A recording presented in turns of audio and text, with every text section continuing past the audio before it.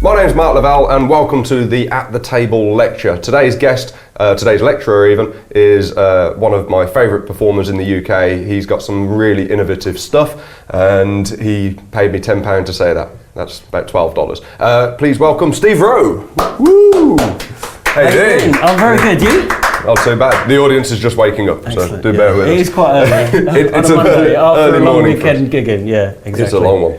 So yeah, welcome to our pop-up studio, and you've got some magic to show us. I have, yeah. We're going to do a 52-phase ambitious card routine with loads of card slides, and you're not buying this, are you? No. A 52-person multiple selection is one of my favourite we could do that, yeah. We're going to do it all from one deck of cards here, yeah. Brilliant. No, we're not. All right, so what do you want to show us? You know we're not. You know that I'm not like that. I know your style. Yeah, my style is definitely not like that. I wouldn't class myself as a highly skilled card magician at all.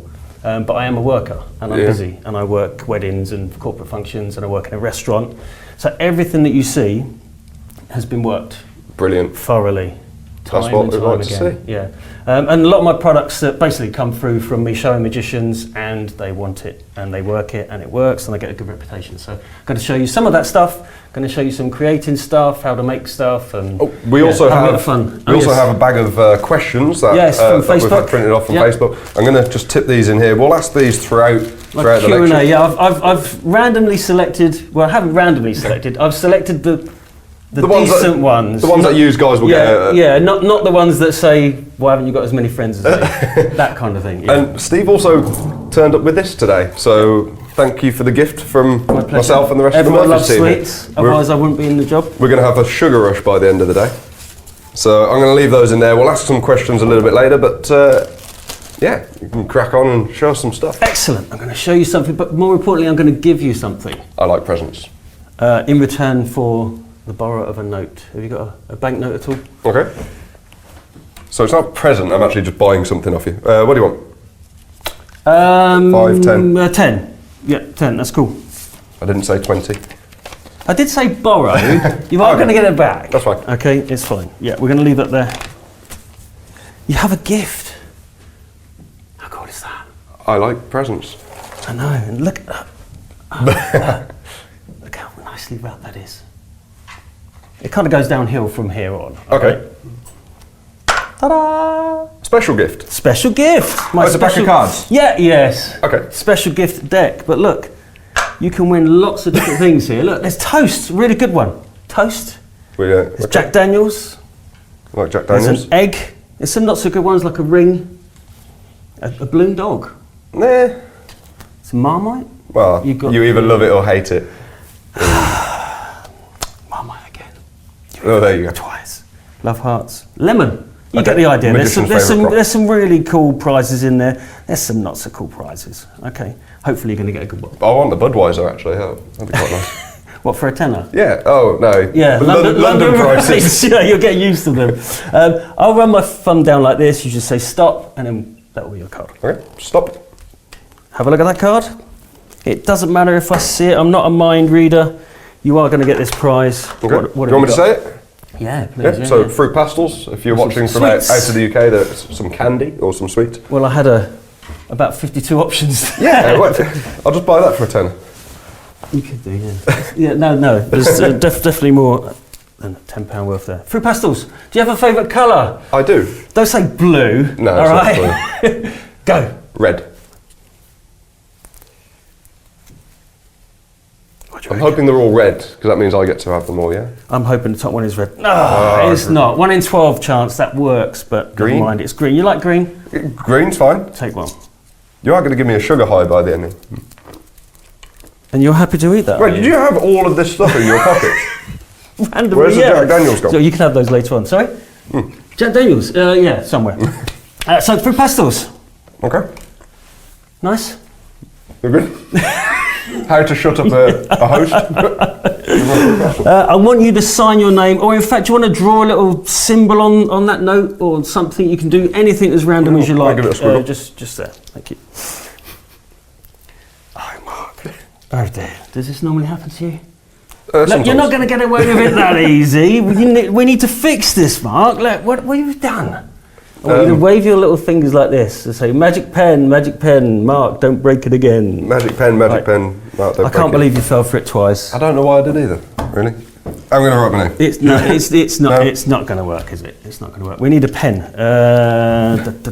Wave your fingers again and go, magic pen. Magic pen. Magic pen. Magic pen. Why are you looking at the fruit pastels? You want another one? Yeah, go for it. Sign your name there then, yeah. Yes! Brilliant. Oh, I just bought this for a tenner. Yes. It's not illegal. What is that? That's my signature. That is not your I've never signature. written with a jumbo Do you want mark. to zoom in on that? Zoom in on that, and if you've got your bank account details, or Yeah. that's not your actual signature, is it? Bank account. I don't get paid for this. I'm just here. Okay, so. Right. Do you have a favourite playing card? This is a bit bizarre for me. Yeah, I told you this. A lot of stuff's I told happened you this here is and- random. I told you. I do have a favourite playing card. What is it? It's the 10 of clubs. 10 of clubs. Is there any way I could have known that? If you know the stack I use, yeah.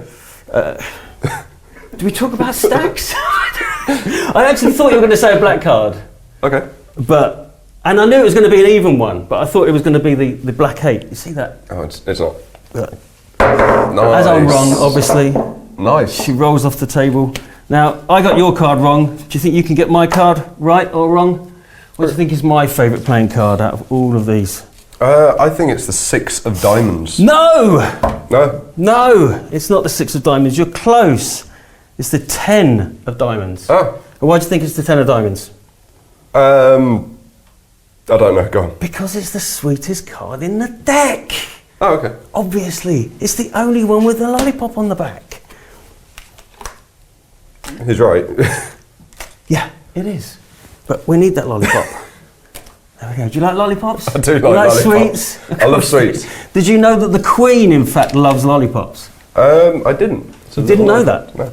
Let me just show you. Look, if I just poke that through there, Where's my tenner? that actually looks like that's going through. You see that? It looks Trust very me. much like. No, it's an optical Especially with the illusion. hole there. It's an optical illusion, Mark. That's not actually going through. But that looks like it's going through, doesn't it?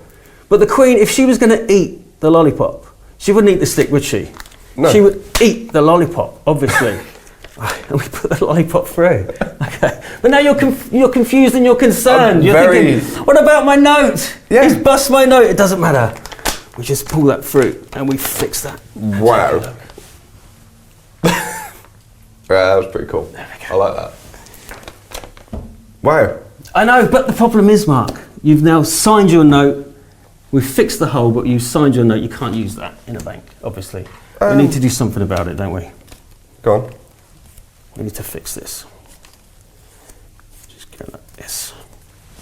And we need some heat.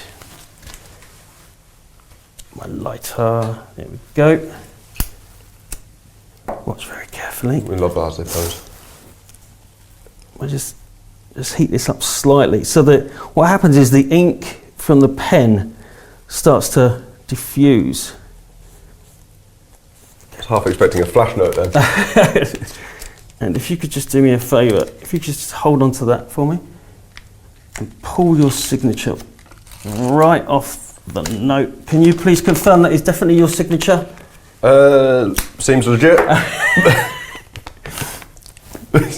So we fixed your note, but the Queen, she's had a lollipop, she's a bit tired, okay? We're going to put the poor dear to sleep. Are you ready? 3, 2, and we close the eyes of the Queen. And that's it from me. Good night. What's just happened? That's in all seriousness, there's so many yes. beats of magic that's There are just so happened many there. beats of magic, exactly. And I wanted to show you that as a routine because it is very typical that's of the brilliant. way I work. That's really cool. I'm going to break down everything in a minute. Please do. There's a lot to talk about, obviously. But the reason I wanted to show you that is because I work in a restaurant, I work weddings. You can't really have long-winded routines where, you know... Well, I can see that playing for any audience. Plays for any audience, but it is, as you said, it's lots of beats of magic. There's lots of moments of magic. I can stop that. So if the staff are coming along to bring some food, I can stop that routine anywhere I like. So it's modular. Yeah, it's That's a brilliant. modular routine, so I can stop it at the fruit pastels, I can stop it. If things are tight, then I might go straight into the pulling the signature off the note and forget about all the middle bit. Really doesn't bother me. I think that's a key thing as well, especially if you're a worker. And most seasoned professionals are the same in this.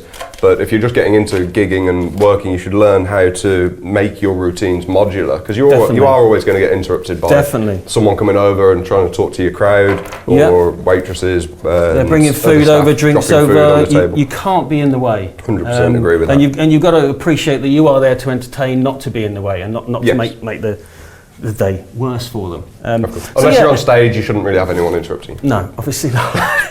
So everything I do is kind of little bits of magic, little moments, little crazy things. I use the craziness as offbeat to be able to set myself up. I use some really obvious on-camera switches, pocket switches. Hey, in the real world, ditches and pitches, no one ever notices. I think if anyone ever speaks to Titanus in real life, you can ask him about my deck switch. I was literally stood there with 2 decks in the hand once, and he was just laughing in the background. I just winked at him and just put one back in my pocket.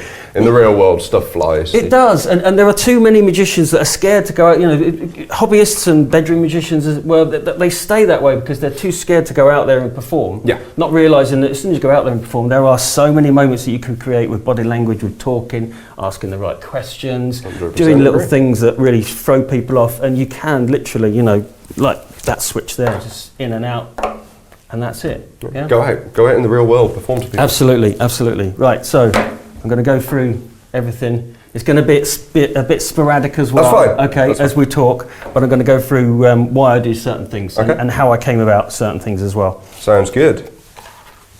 And we get more sweets out of it, hopefully, as well. Just in case you switch them. Got a lovely bowl there. What more could you want? So ultimately, the routine, if I do get through to the whole routine, it's to do this. It's to do the note. This is your punchline, giving away the impossible object. Yeah, exactly. Cool. The impossible object from a borrowed note is a wonderful thing to be able to do. If you're concerned about them not being able to spend that, you can bill switch it again if you want to, but I leave it with people and they love it, and I'll go through how to make that in a minute. But I will start, if I may, with the gift deck. Okay. So the gift deck, the initial idea, I'm going to talk probably about Kieran Johnson quite a bit because he's a big influence on me. He's a friend of mine and I love his work. Yep. And he had a deck with words written on for a lollipop production, routine. Yeah, a lollipop production routine. I was working that, but I realised that certainly for an international market, if there's a lot of loud music, it's quite difficult to talk, around these objects. But visually, you can see immediately that that's Toast and Jack Daniels, and I've added to this deck, and each one has got a little gag in there. It's a deck that you can use for various routines. So there's a dog in there, there's a balloon in there, there's a balloon dog. So if you're a balloon artist, you can force a dog and a balloon and then make a balloon dog. That's great. You could theoretically, a good friend of mine, Tom Wright, did something a while ago. I'm not sure if he ever released it or lectured it, so sorry if he hadn't. But he had a deck which he literally had pretty much every trick that he carried on him. Yeah, and he let people have a free choice, and he did something related to that. So you could do something similar to this if you carried all your different stuff. If you carried Toast with you. If you carried Jack Daniels, I'm still waiting on that. So there's egg, the ring routine. Yeah. So I will use this as a utility deck to seemingly bring in a strange thing into the environment of the magic that you're performing, rather than just randomly going, here's some fruit pastels. I'm kind of justifying it with it kind of brings what you see people doing as one-off street magic into a routine, everyday sets. Yeah. And some magicians that see my work and that it's sweet-based predominantly, I think, how can you bring that in and it makes sense? And you just find ways of doing it. And this deck is a really nice way of doing it. I'll be providing a PDF of the download of this deck for people to download themselves. It's got a freebie for you guys. It's got a different back on it. I've got a marked system as well. So this has got 2 stars on it. Okay. And there's a back with 3 stars. So if you wanted to make a forcing deck, you could alternate and do a forcing deck for a separate routine. So this is just basically a utility prop for me. I noticed you have got a few of them in there more than once. Is that just to fill the deck up? Just to fill the deck up, yeah. Do you ever bother explaining that? I don't, no, because they pretty much go through every single one. I'm just forcing the top card. Okay. Yeah, Rubik's Cube. So there's various things. But what I've done with this, I used to come out of this in my pocket, and you'll see everything that I'm going to talk about is kind of development over a couple of years, you know, at least. I used to come out with this with an elastic band around it out of my pocket. No gift box. Which is okay. No gift box. No, which is okay. It's nice. It's okay. But it just occurred to me that I can add another layer to the presentation, to the humour, just by putting it in a little box like that. And you can pick those boxes up from most they're stationery like, shops. Well, these ones are the card protector boxes. Okay. And I've just cut some gold vinyl and stuck a bow on it. That's cost me probably £1.50. Oh, there you go. It protects the deck. I know where it is in my pocket because it's and got it's something that big nice bow and on it. visual, shiny. Exactly. You put it on the table. It's a bit of a mystery, and you've then got the gag where you say, "It's just some cards." You know, it's kind of, it adds another. I didn't realise it was a deck of cards to start with. I genuinely thought that was like a label. I've deliberately not told you about a lot of this stuff because I didn't want you to preempt it. I wanted to get some decent reaction from you. So that's the gift deck. So that's used to bring in basically some fruit pastels because I ultimately want to bring in this. That was funny. Now, to justify this, I'm using the breakaway Sharpie. I don't always do that. I'm going to go through this further in a minute because that, I believe, is one of my favourite pieces I've ever invented. I like it. And if you work it, you'll understand why. But this little baby. I've got one of these, and I love it. Cool. It's so cool. It gets, if you go up to like the biggest guy and just hand him that, it's the exact same gags that you'd get from the breakaway wand, but we don't carry wands anymore. And I'm guessing that's pretty much why you created it. Yeah, well I'm going to show you here some of the prototypes. This little baby took me 2 years to get to that stage where it looks like this. It works like that, where you grab it. And they're so well made as well. Yeah, it's because I've gone through lots of different stages. I mean, the breakaway wand, if you have ever performed the breakaway wand, you know how funny that is for adults and kids. It's not a kid's trick. It's not. It's just a silly thing, and it breaks that moment down. Really breaks that moment down. And I saw a lecture with David Penn, and he said something that really rang true to me is that if you can, there's little moments where not much is happening, but if you can make something magical happen, or make a bit of laughter or something else, then just to keep it flowing. Which is why I don't just bring out that routine. If I just brought out a Sharpie and said sign the note, it's just, they've seen that before. Yeah. If you get a signed card, you know, I've seen this trick. They think they associate signing a card with the card trick, even though they've not seen the card. My usual answer is I haven't decided what I'm doing yet. Yeah, so yeah, exactly. let us know. But if you bring that out and get them to sign it, all of a sudden it breaks them down, and they know that they're in for something completely different that they've not seen before. And so it's those little moments that I work on to try and make me noticeable and rememberable. So yeah, I mean, the obvious problem with this, it's a wonderful prop, but for a close-up magician, the obvious problem is the size Don't of have it. much use for a wand. The size of it, and the cliche that it's a wand. Yeah. It's a little bit, perhaps. So what I wanted to do was to design something that was the same effect, but something completely unnatural. And I worked on various ideas. I was going to do a breakaway lollipop, which made no sense whatsoever. So you hand them a lollipop and it breaks. That's quite cruel. You're kind of giving them a gift, and then you say, "No, it doesn't work." It's like setting fire to something that they really want. I then thought about various sweets and things like that, but again, I couldn't justify why would you bring out sweets to hand it to them, and again, it's a gift, and then you're destroying it. It doesn't quite make sense. Whereas this, it's your item. Straight away, So it's natural to bring out a pen. Yeah. You know, sign your name. So, but this comes with a lot of problems. If you've ever haven't got a normal, I very rarely carry normal Sharpies with me. I can explain it. But if you've ever actually looked at a Sharpie, you'll realise that it's tapered, so it's fatter there and thinner there, okay? Yeah. And it's the same inside as well. Now, that causes a problem when you come to cut. So if you try to cut in a straight line, It's very difficult. what happens is you get this. When you pull it, it's sort of up and down, up and down. It's not very convincing at all, yeah? So I had to start thinking about how to cut it. So you have to cut it at, I think it's 0.3 of a degree this way and this way for each cut, for each 6 cuts. Otherwise, when you pull it, it doesn't quite go like that.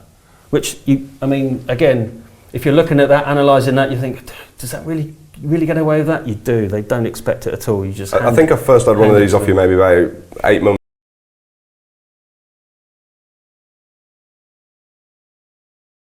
Yeah. But it does line up if you're really worried about that, but no one notices. No, they don't. And this is one of the battles when I show products online to other magicians. One of the battles that you get really nice feedback.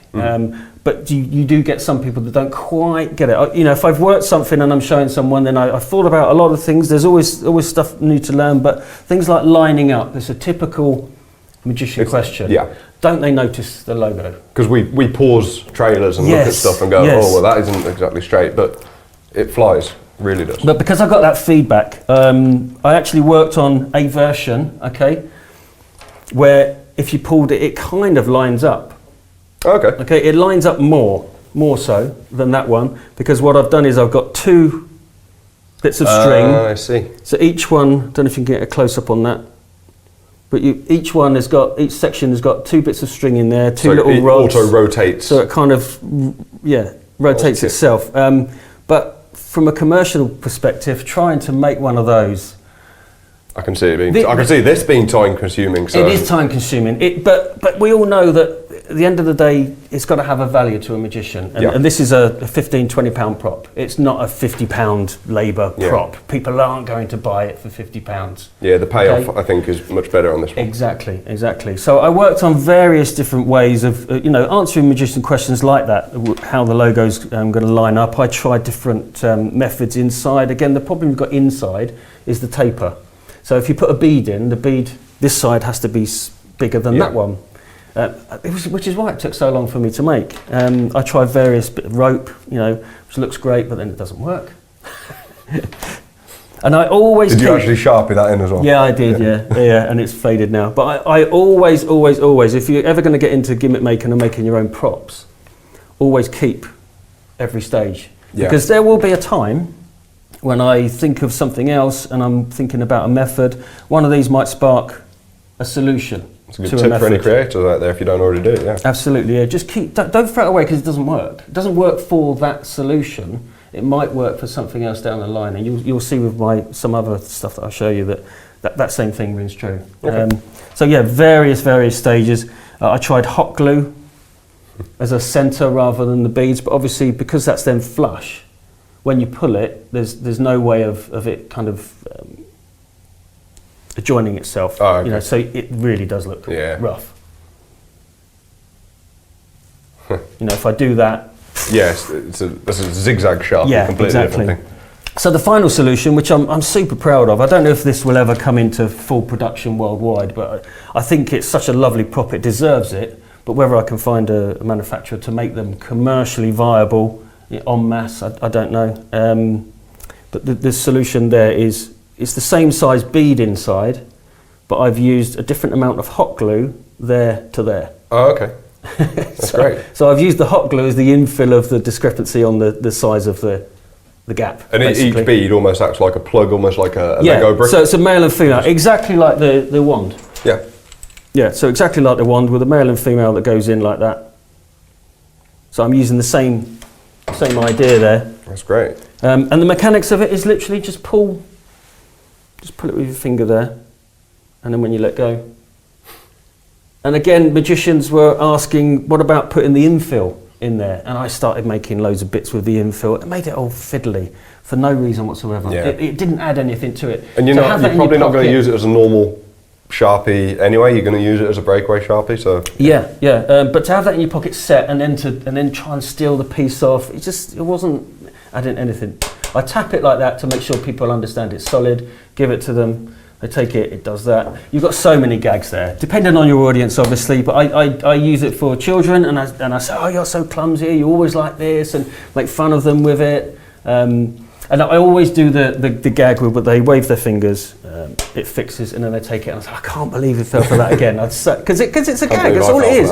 I'm not trying to make this out to be a magic trick. It's a gag, and I think it's good to fill in all your magic with little bits that aren't necessarily magic. Yeah. That's just my style. That's the way that I work. That's great. And the final thing, after nearly 2 years of development, a friend of ours, Mr. Tom Crosby, came online. And what do you think Tom said? Go on. Does it right? Of course. Simplest question, yeah. 2 years of development. I already know the answer, but And Tom Crosby asks, does it right? Did it right? No, it didn't write, because the issue I had was trying to find a way to put an inkwell in there that doesn't leak. That doesn't leak, doesn't dry out, and that you could essentially refill.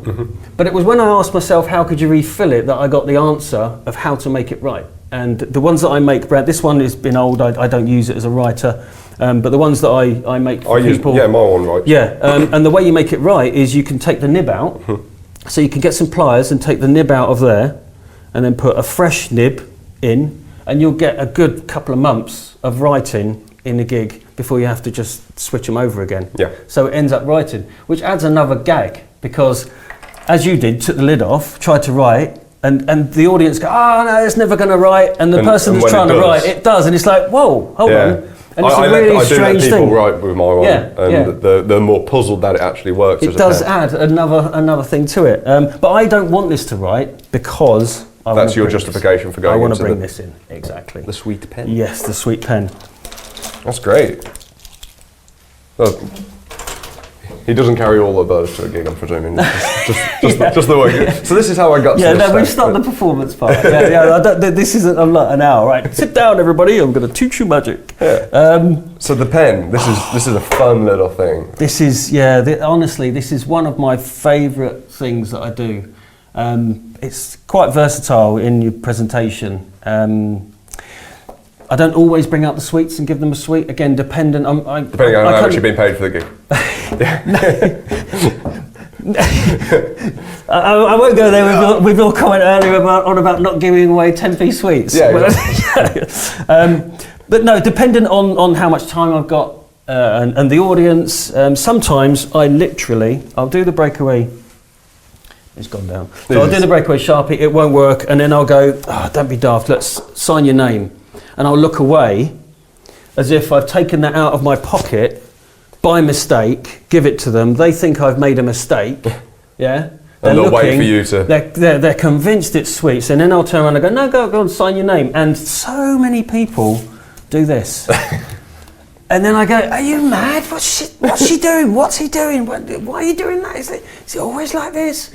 And it again creates a great amount of humour where they're trying to sign. I say, no, it's a pen. And it's not a pen. They're holding it. They're holding it and they're saying, it's not a pen. That's how convincing this gag is. And I say, no, oh, hold on. We need to make it a pen. And then I do that. And they're like, hang on a minute, what just happened? So in their head, they've just had a metamorphosis happen in their hands. Yeah. For I mean, in terms of prop, £2. Yeah. I get so much out of that. I love it when spectators convince themselves of something and you just like, yeah, nope. And yeah. This is your pencil case. Yeah. The way this came about, we were talking about creativity earlier and how things come about. I think there might be some questions about that. And I don't always look for an effect. I don't always think, right, I want to do this and then try and find a solution. Quite often I'll have a problem and I'll find a solution for it. I'm not one of these guys that goes, right, I want to release something tomorrow, what is it going to be? And then I'm sitting there with a blank sheet of paper. One thing of advice for all creative people, which I mean most creative people know, is keep a notebook. Yeah. Absolutely keep a notebook of everything, even stuff that doesn't work. I've got mine down there, I'll refer to it a bit later on. I'll have a look into that later. There's stuff there that doesn't work, there's stuff there that's probably never going to work, but even though you think it's not going to work, it's sometimes good. I've been in the same situation where I've wrote stuff down, built gimmicks, tried to have a look around at stuff, and then it didn't work. And then I've come back to it like 6 months later with a new idea in my head and married the two things up and go, oh, well, no, it will work. Yeah, exactly. And you can only do that with a notebook. If you refer to, and it's quite inspiring as well, going back through notes and seeing early versions that you've written down about, early solutions.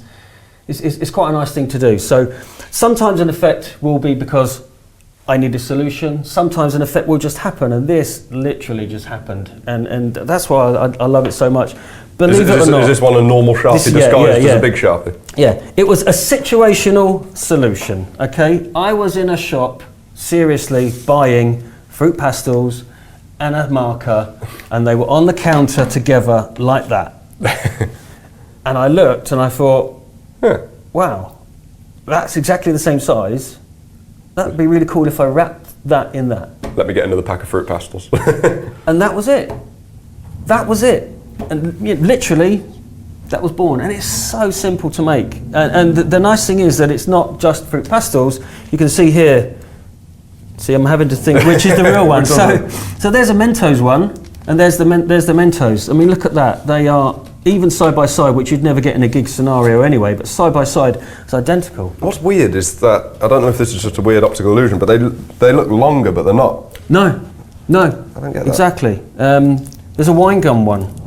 Slightly different. Things like Rolos don't necessarily work because it looks too thin. So I think it's a matter of if you want to make one of these, go out there and walk into a convenience store with your Sharpie. Yeah, I do. The shop, my local shop, think I'm nuts because while I'm waiting for the post office and things like that, I'm looking at the counter and I'm holding pens up to sweets like this, and I've got cards and I'm offering cards up to different boxes of sweets. See if sweets fit on the see if they'll playground. fit on, and I'm doing that, but I think you've got to. But his cashier's just like, what's this guy doing? If you want to do sort of organic style magic, well, yeah, then I think that's what you need to do. And that's the best way to research. One of the reasons I love working with sweets is basically because there's nothing more organic than sweets, and people don't inspect them. Yeah. No one's going to inspect that as a prop because it's so familiar to them.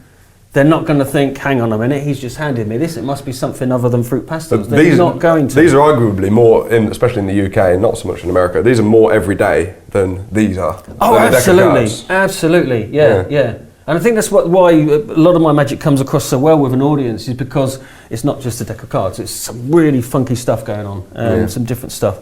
But I'm struggling to find which ones are the pens and which ones aren't the pens. See, that's a pen, and that's a pen. So it works with all different. Those are sweets. That's great. Yeah. So do you want to quickly talk about how to make one, or? Yeah. Whatever. I mean, find not necessarily a Sharpie. I like these ones. They create a nice line. But find the marker of your choice and offer it up to sweets and work out which sweet packet is going to work best. And it is literally just a case. See if I can do it. I might rip it.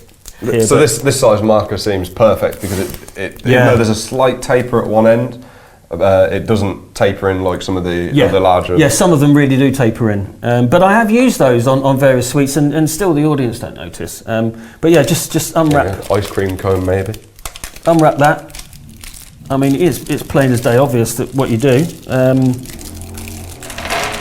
I bet your kids love you. The amount of sweets you give them. Well, I don't want to upset anyone, but I don't actually eat any of the sweets, and so when I'm taking all these things apart, they go in the bin. I know. Wastage. I know. But I mean, can you imagine the size I'd be if I actually ate all these products? Yeah. I was going to ask, do you work out or what? Only on a Tuesday. But I don't mind giving them to the audience, obviously, because it's a nice thing to do. But yeah, I don't eat sweets myself. But, I mean, to make one of these is so simple. It's crazily simple. You can probably piece together what you do now. Yep. Yeah. Double-sided sticky tape on the back of there. Okay. And then you wrap that up. Fold it over there. Okay. Double-sided stick on that. And then you wrap it up again. And then you run your thumb down to find where run your thumb down to find where the lid is, and then just score it with a knife and then twist it off, and that's it. It's simple as that. And that'll last a long time as well. Oh, they last a long time. Do you ever get people trying to open it? Yeah. Yeah? What happens if they rip it, you just make a new one? If I say to somebody, it's a pen, take the lid off, sometimes they do this, and I just take it back and I go, no, the lid, look. Got you. And you get that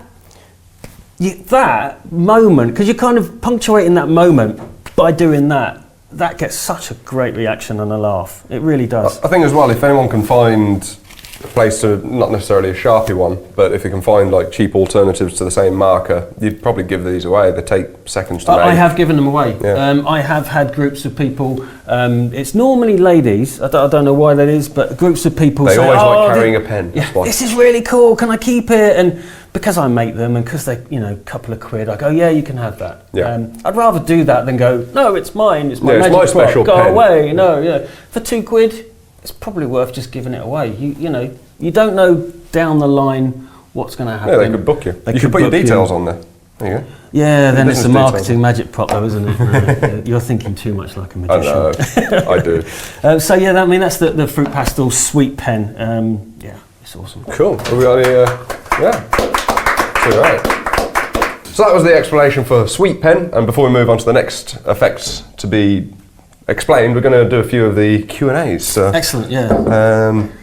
I'll pick one, you pick one. I'll read them Yeah, out, absolutely fine, yeah. So Danny German on Facebook asked, what do you think is the biggest change in the way you perform today compared to 5 years ago, other than you being 5 years older? I touched on it a little bit earlier on. I think it's not being afraid to go out there and just get on and do things, because in the real world, in the performing world, I don't want to use the term get away with, but you know where I'm going with that. I don't want to say that the audience is daft in any way or silly, but using your body, using your words, your actions, you can create moments to do things as set up which you would think you can't do if you're just stuck in the bedroom. I agree. Whereas before, what I used to do was practice something absolutely spot on perfectly. I practiced a Sybil shuffle for months and months and months. I've never used it. I think we all did. Never used I only it. I only use a Sybil cut when I explain how other magicians shuffle on TV. The guys on TV do a Sybil cut, that's it. But one thing I want to come across with my character, and it's something that definitely is influenced by Kieran, is that I don't really want to come across as really skilled. Because if I'm performing really skilled stuff, it's skill. Yeah. Whereas if I'm kind of doing stuff and things are happening, then it becomes magic, if that makes sense. I understand that. So yeah, in the last 5 years, I've kind of changed. I've dropped the American accent and copying Gregory Wilson every line, which I think we've all probably done as well. That's Greg. Hi, Greg. Yes. So yeah, that in the last 5 years, I think. Great. Yeah. Who was that? Danny German. That was Danny German. He's a lovely guy, Danny. Still never met him, I don't think. Have you not? That's such a nice guy. You read it out. Okay, cool. I'm asking the questions. And upside down, Tigger Rocking. Is that a real name? That's a cool name. What brand and thickness of dental dam do you prefer? This probably should have been saved to later, but this is to do with gimmick building. I brought some. Shall I show? Yeah, might as well do a quick show and tell. Okay. Out of context, this question could be. It is without the explanation of what I've done. Yeah. So this is the dental dam that I use. It took me a long while to find that. It's on a website in the UK called mrdental.co.uk.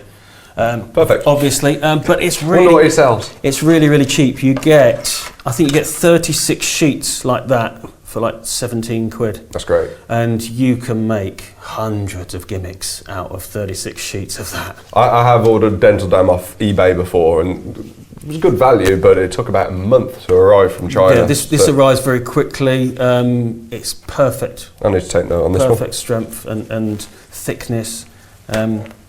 So yeah, it's that. It took me a long while to get that. I've even borrowed stuff off the dentist, honestly, because before in for your annual checkup. as we all do, What? But he knows I'm a magician, and I was talking to him about props, and dental dam came up, and he said, "Well, I've got some of that. Would you like some?" I was like, "Yeah," and he gave me a lot. Wow. But some of it was really thick, some of it was really thin, and it wasn't great. Did it come up while it was like poking around in your mouth as well? Yeah.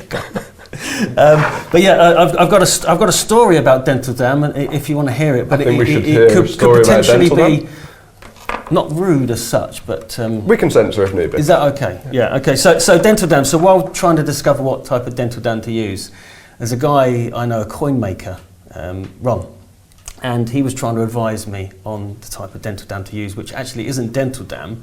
It's a dam of a different purpose. Right. I think I know where you're getting at. from. Yeah. And he's such a well-respected guy in the coin world. I trusted him, and I bought a lot. It comes in black and white, cola and vanilla flavour, which probably again lets you know where this is going. Okay. And I thought, okay, and it's really thin. I thought, yeah, this is what I need. Green stuff, no. Sensitive. I want black stuff for black things, and white stuff for white things. So I bought. I bet your missus loved you that week. I bought a lot of it from Amazon. I spent like 150 quid. You can imagine. Just to pause you there, I've bought questionable items for magic on Amazon, and really irritatingly, I never open Facebook on my laptop anymore because advertisements for similar items come up. You get that, Well, I had, I mean, this was a real world embarrassment, okay, because I got a huge box from Amazon delivered while I was away.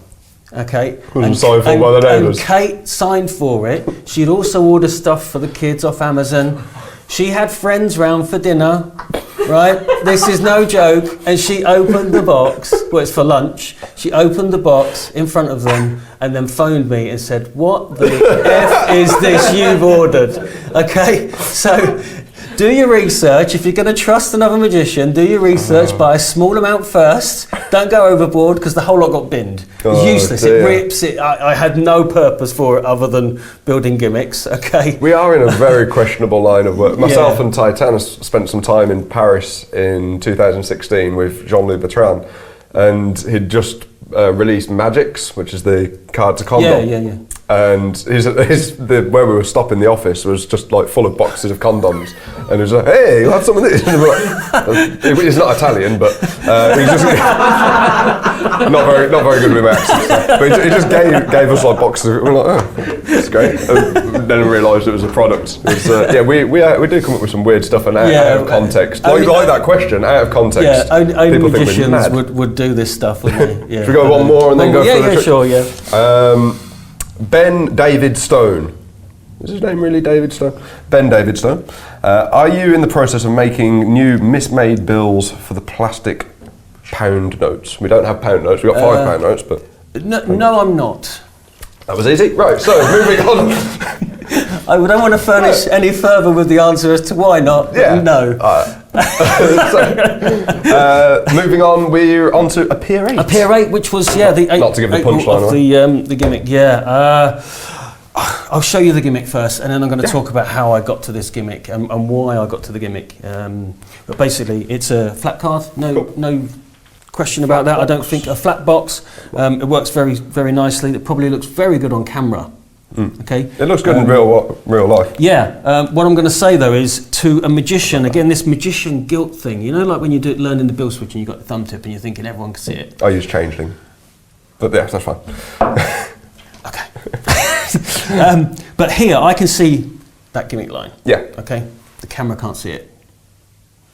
You probably can't see it. I can't see it. But I can. And one of the things that magicians amazing. always Can we try and get an over-the-shoulder shot from that? This is like probably the dirty, what would normally be a dirty angle. Yeah. If you tilt it maybe to that side. So I'm here and I come across and just... the retention of vision is crazy. But a lot of magicians worry, that people can see these gimmicks and these flaps, and they can't. They just can't. How's that look for you over there? It was great. Yeah. Amazing. And you can also shake it out. Did you like the sound effect? I do my own sound effects as well. I don't do this as often, but you can shake nice. it out. Like That's that. good. You get a really nice visual. Yeah. That looked great. Yeah. But how I came about this was, again, things happen and force you down the route of creating something that perhaps you wouldn't have done before. That was one of these scenarios with the lollipop card. I perform at Kieran's Lollipop post-production a lot, but I was performing in a gig and they had a restriction of fire. Yeah, I've had that before. And liquids as well, believe it or not. You sit there and you think, oh. Yeah, I was like, that's pretty much all of it. You know, I always use flash paper, flash bills in productions. Don't store and flash like paper that. in your fire wallet, by the way. No, From don't. personal experience. My personal experience with flash paper, a disaster, was I was recording something and I had a whole bag of flash paper there, and I had my Lego cannon and flash paper, and I lit the cannon and it fired the flash paper into the flash paper and the whole lot went up. So don't do that either. Did you film it? Yeah, I did. Yeah, I did. Yeah. We should have a magician's version of you being framed. Just like. So I had a restriction of fire because it was a stately home. It had lots of very valuable pieces of artwork, and they don't want some numpty coming along throwing fire in the air, do they? Is what they think. So I had to come up with a visual way, and see if I can find it. These are all my flap gimmicks. Wow. But I want to show you the very first version of this gimmick was not in fact a flap. It was a card that you shook and the lolly disappeared. Oh, I like that. And it's hilarious because I showed this online, okay? I remember. And loads of magicians... I thought it was a flap. Yeah, loads of magicians were going, I want it. And I was thinking, it looks crap, you can't... It looks great from where you are. Yeah. It probably looks good from camera, but in an audience perspective, it doesn't look great, does it? And it doesn't always work either, okay? So that was my first idea. Okay, that one looks spot on. Yeah. But, That's fine. But look at the gimmick. I don't know if you can get only under awful. like close scrutiny. But I think the only thing I probably would have changed is a double backer, and then yeah, that's great. But that was my first visual way. I wanted a visual way of producing a lollipop that didn't involve fire. Yeah. And so that was the first thing that I came out of it. And it wasn't really working. I wasn't very happy with it. It worked. You know, if you imagine the lollipops down there, it's not really going to look great with a green lolly. But colour changing, you kind of do lollipop. that, and then that flies down like that. Okay. But it sowed the seed of how else could I go about taking a lollipop or dropping a lollipop out of a card. And so... Should we get that out of the way for you? I have all of these. Wow. You know, I was saying that I keep my gimmicks and I normally make 2 of things as I go along so that I can keep each one. And I number them as well. Okay. So I've got 1 to 10 here of the same principle, but different ways round. So different amount of magnets. So this flap isn't an elastic flap. It's a mag one. It's just a flap that has magnets. Okay. So that was my first idea, not a flat card, not an elasticated flat card. So it would be the same thing, just as No, not at all. No. The way that this would work is, got your lolly finger pump here. You come up here, pull that off, and do that. Got you. So a different process. So you come up here like that. That's cool. Okay. I then tried another version. So this is a shim with magnets, and I then. The problem when you're building flaps is to try and keep the thickness down. Yeah, really down. Yeah. But you've still got to keep it strong as well, because obviously using dental dam or any elastic, you're putting tension on the card and you'll end up bowing it. But exactly. All these are relatively flat still. Yeah, they're all relatively flat. But I just wasn't happy, so I kept going and going and going. And then I was playing about with some other commercial effects, and I thought that method could work really well with this flap. With this, because I already had it in my head what I wanted it to do. I wanted it to flap over this way, and I wanted it built into the card. So it's just a matter of finding a way to do that. I noticed for all your creative process there, you've kept with being self-contained. You haven't gone for external elastic. Absolutely, no external elastic at all. I'll show you. I have made one with elastic and show you why I don't quite like that version. But so many broken gimmicks that I don't even bother repairing, even though I can. I'm just breaks. That's why I go for dental dam and that extra effort in making it rather than elastic, which breaks over time. So these ones are slightly different. I've actually written down on the card what's in there. So that's 9 2mm magnets in there. Okay, you can just about see these tiny little magnets. Still very thin. There, very thin. So I was looking at magnets rather than magnets and shims. That's 6 with 2mm and 3 with 4mm.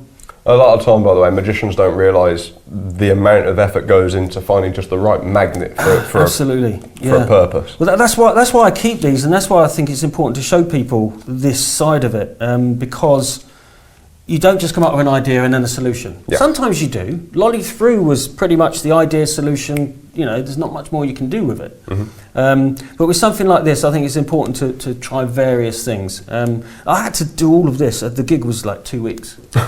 So I had to find a solution. A lot of work in 2 weeks. I had to find a solution. I put a lot of effort into this until I came about the idea of the flat card. And this was the very first flat card I made. And I kept it. Just made a very rough, wasn't worried. I just wanted to know if the mechanics worked on it or not. And I could see immediately that what I've got there is a relatively flat card. When it's closed. It works, the speed works really nicely. I can hide all that garbage, and it ends stickers. Countersunk on itself, so it's the same thickness. Yeah, exactly. I've seen other flap gimmicks where it's all the way across, and you do end up with that. Yeah, you end up with a step. Yeah, that step. But there's a really nice version, a colour change version, which I know there's other people. Hemi Evans makes a colour change flap card, I think. I'm not the first one. I think anyone that's played with flaps has done colour change with it at one point. Myself included. I personally haven't seen anyone doing it down the vertical line. Is that something you've seen before? Most people do it across the horizontal. Only thing I can remember is Alexander Collet's. Oh, the name escapes me. Alexander Collet brought something out. I can't remember what it was called though, and it was a flap gimmick. That's really on the tip of my tongue, but I can't remember it. And he used it as a colour change and sort of like appearing kings and stuff like that. What I found with the flap working this way, you're limited with the handling. If and there's a much bigger movement. Yeah, there's a much bigger movement. If you've got the flap this way, look, I'm using the pad of my thumb there. I can hold that open and it still looks perfectly natural, rather than kind of being down here. And then I can release the pad of my thumb like that, and I'm not really moving my hand to hold it shut and release it. It's literally, I'm just taking the tension. Smaller distance for it to travel. Off of here, and it's closing. So again, you have to think about. It does look like CGI when you see that. Yeah, how you're going to perform it, your angles when you're going to perform it, whether you're using your fingers, your thumbs, whatever you're using, whether you're using the table to hold it open. These various things you have to think about when you're coming up with the solution of the mechanics of the gimmick. This works really nicely, as all flap cards do. If you're doing like an Instagram video and you want to do a quick colour change, you can throw it up and then it changes colour. Lovely thing. I've used the colour change in a deck before. Really simple thing. Just put it in the deck, keep it open. The nice thing about Dental Dam is you can keep it open in a deck for a good few minutes, 5 minutes, and it doesn't change the tension. Yeah, whereas elastic tends to stretch over time. So and you take it out and it just goes. Yeah. But you can take that out of the box like this, facing here, okay? And you can make a little gag. Oh, I can't believe it, I'm superstitious. I brought my red box out and I've got my blue deck. And you can just do that and change it. You can throw it across the table, which is a nice change. Various things that you can do with colour changing. Just one idea, and I had another idea of a video here with happy birthday. Again, just playing about. When you start playing about with methods, you start coming up with lots of different ideas, but the ultimate goal was the lollipop. Until I came up with the final version, which is... There was one in the deck. There was one in the deck. What's my favourite playing card? 10 of diamonds. 10 of diamonds! Yeah. Yes. So the presentation of that, shall I go over the handling as well? Yeah, of the flat card. We'll just move those out of the way. The presentation of this, you can do it various ways. The idea is that obviously I want the flap to be not open in the deck because I want to spread it out. Okay, and so what I do is I say I've got a favourite playing card and I get ready as I'm talking like that. So the flap's there, closed. I'm only showing the face, and my get ready is just that, and you can't see that. You could probably also do the get ready from the spread. Yeah, you can do it from the spread, but I literally just do that. So I'm seeing that, and what the audience is seeing is that. Yeah. And then Which is nothing. No, and then I'm turning it over and saying it's the sweetest card in the deck. It's actually the only one with a lollipop. And again, it's a really strange thing. But then when you come up like this, and you hold it, and you just literally just take the lollipop off, that's such a visual moment, and it takes them by surprise. It's something that they've never seen before. That's great. And it's almost like TV magic, isn't it? And the handling for this, Stacey Smith helped me out quite a bit. I mean, in terms of, I showed her what I was doing, and she hit a great way of doing it straight off, and that's what I do from now on, because what I was doing was kind of doing that. Okay. Coming over real quick. And there was some timing issues on when to let go of the flap and when to show the lollipop. She came up with this lovely idea. She said, why don't you just bring the lolly over, hold the flap open with the lolly, like this, just lift off. Under the cover of your fingers, lift it off. So then when you lift the lolly off, the flap shuts and you've got that visual. Makes sense. Makes sense. Yeah, sometimes it just takes another set of eyes on something to go. Exactly. So as I'm coming up, it's literally like that. And, I'm not worried about movement or anything. I've not got to worry about timing. It's just naturally happens. Does that look good It's for logical. where you are? So I'm kind of up like that, and it's just the These guys are waiting for the retention. lollipops to be hurl that into the audience. The retention of vision is just crazy. No, it's great. Just like I love it. And we're going to teach you guys how to make these. in the crafting later section, on teach you in how the- to make some flap cards. Spectators aren't worried about this card. They don't want to inspect it. They don't care about that card. They want the food. They care about that. Yeah. That's kind of gone. They don't go, let me look at that card. How did you do that? They don't care. If you need to, if you are worried about that sort of stuff, you could just top change out for You could another do. 10 of diamonds, or You could do. But I do think a lot of that is down to the performer and your presentation. If you come across, I come across quite casual and quite friendly. I've won them over. They're not trying to trip me up. yeah. You don't need to run if you're being chased. No, if you're not being chased. no, But exactly. there are always outs that you can use if you really need to. So that's cool. So that was the lollipop. That was the And lollipop. now, staying on with the theme of Yeah, lollies, so we've the got Appear 8, yeah. So I was running through various ideas on different objects to pull off the card. Yeah. Okay. And start getting excited about bigger objects, Mm-hmm. bigger solid objects that, where could that possibly have come from other than the card, But for me, having an 8-ball on a playing card was too magician-y. the classic black 8. Yeah. And I wanted something a bit more obscure. And Owen at BBM gave me a wonderful idea. He said, why don't you just build it onto the box initially, on the back of the box, but then you can get these cards of the face of the box, and that's just great because with the deck in there, you can stick that there. That's left open all the time. It's in their view all the time. You can present this however you want. You can do it with an invisible deck. So name a card. They never name the black 8. But if they do, you've got a miracle. If they do, you've got a miracle, Yeah. but they never do. But it doesn't matter because the weakest outcome is the invisible deck. Yeah. How good is that? Sure. How strong is that when you ask a question if you've got a favourite playing card and the weakest outcome is the invisible deck? Come along, you can turn it over. So I just slide it off, turn it over, I brush it here, and then again the retention of vision and that audio, that really sells it. Sorry for the sound, guys.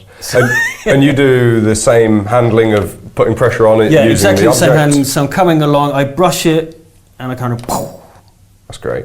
it's odd, isn't it? You could sit there in front of your mirror all day long doing that and just fool yourself. The April. Yes, with the 8-ball. Yeah. Or the lollipop, if you want. Yes, Able or any to other lollipop. object. The other way I've presented this is as an obscure thing. So I put the deck down, not invisible deck in there at all, no, leading to nowhere else. I say, that's really weird. Can you see that little lump? There's a lump on the back of that box. And they're like, what? Yeah, I can see it's about that big. And then I come like that. So, oh no, it's not the back of the box. It's the front of the box. You just chop it down. So it's an obscure. What?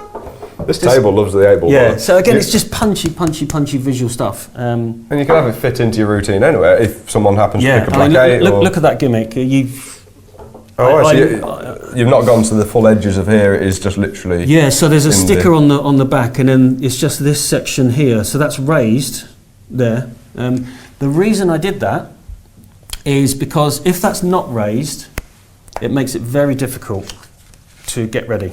Okay. Okay, which I found out when I showed Wayne Fox some time ago. I had a beautiful one like this, but it was built into the card like that, and he was going, and I thought, yeah, okay, maybe that's not so intuitive as how to get it ready, because I was just bowing it like that and getting it ready. That's exactly how I use them. So I came up with the idea that you could do it like that, and yeah, it works perfectly. That's fine. That's good. Cool, and that's Appear 8. Appear 8. And then last but not least is the Lolly Through. Yes. This is one of my favourite things I picked up in the last couple of years as well. I think, 3-4 years ago you had the original one? Yeah, longer than that probably. Maybe? Yeah, it's Time one flies of when you're having- one of the first things I came up with. And it's an interesting thing. There's a little sign there that says creativity is contagious, pass it Bring on. this through to It's a little quote from Albert Einstein. You I'm should not, I'm not one to... You should all take a screenshot of this right here. Yeah. It's a good slogan to go by. Yeah, I'm not one to always come up with quotes or speak about quotes, but that one really rings true to me. We're in a magic environment where everyone is in the same situation. You know, we all love magic. That's our passion. And wallets. Yeah. We like wallets as What well. I love about the community is people are happy to talk and share and pass on and give feedback, and it feels like a proper community, doesn't it? And so if you're a member of a magic club or you're a member online of various forums, it's really nice to get feedback and ideas from people. And that's where this came from. The spark of this idea came from a guy called Aaron Phillips. I know. Yeah. Shout out to Aaron Phillips. He's joining me tomorrow for the Alakazam lecture, actually. But I don't know, you know the John Cornelius pen through, classic. Pen through, and then the Sharpie through. Great trick. But for me, it didn't really go anywhere other than being a great trick, which is great. You've got to pencil moments through like that, fair enough. But I wanted something a little bit more funky. And he said that what he does the Sharpie through bell, and then he hands the spectator a lollipop and a business card and says, do it with that, which for him works as a bit of humour. For me, it didn't really work. It didn't make sense why you would do that. But everyone's different performance style. But I then just said, why don't you make a lolly through? Yeah. Again, because of what he said, it just bang. Why don't you make a lolly through? And then I thought, I could. When you're making stuff, when you're being creative, sometimes you can't think about anything else until you find a solution. Yeah. And you get it done. Whether it's a routine, whether it's a gimmick, and you just can't think about anything else. And I couldn't think about anything else other than this for a long time. Like 3 or 4 days, I was trying to think how to make that. Somebody said, well, maybe do it with a stick. But it's a bit too much weight difference. That's one negative about the Sharpie through, and Sharpie through is great, but the original pen through, it was just such a small amount at the end of the pen.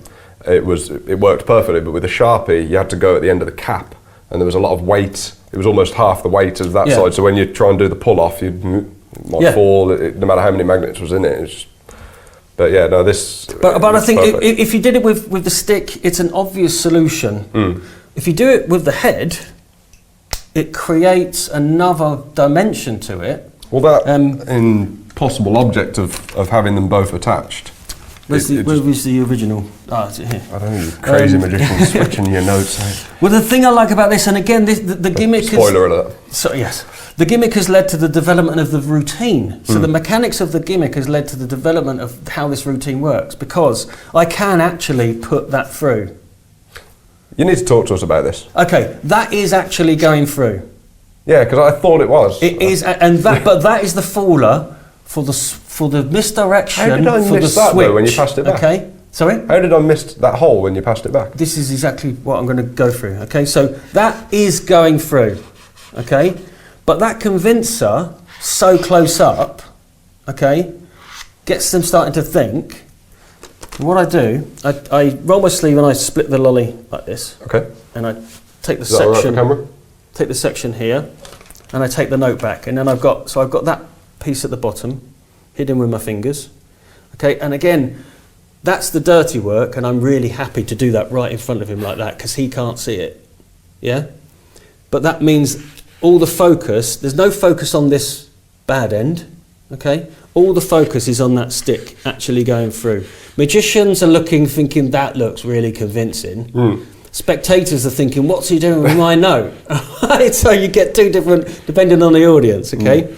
But the nice thing about this is, as soon as I take that out, when I move this section over, it closes the hole. Right. Yeah? So then when I bring this up and smack it down, okay, it's squeezing those parts together. Yeah? Mate, I'm following. So then you've got that visual moment. So the hole is still, well, the hole is still there, out. but the flap of the hole has closed. Okay.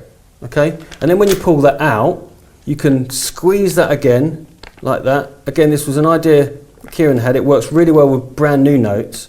If I just squeeze that together, the moisture of my fingers, the fact that it's a clean tear, hand that back, that gives me so much misdirection to then just do a pocket switch of the lolly and put the lolly on the table. So I know they're not interested in the lolly anymore. I know you've put the lolly through there a couple of times, so I can still see it out. Yes. But the first time I did not see that there was a hole there at all. I'm not even sure if the camera can pick that up, but it is still there.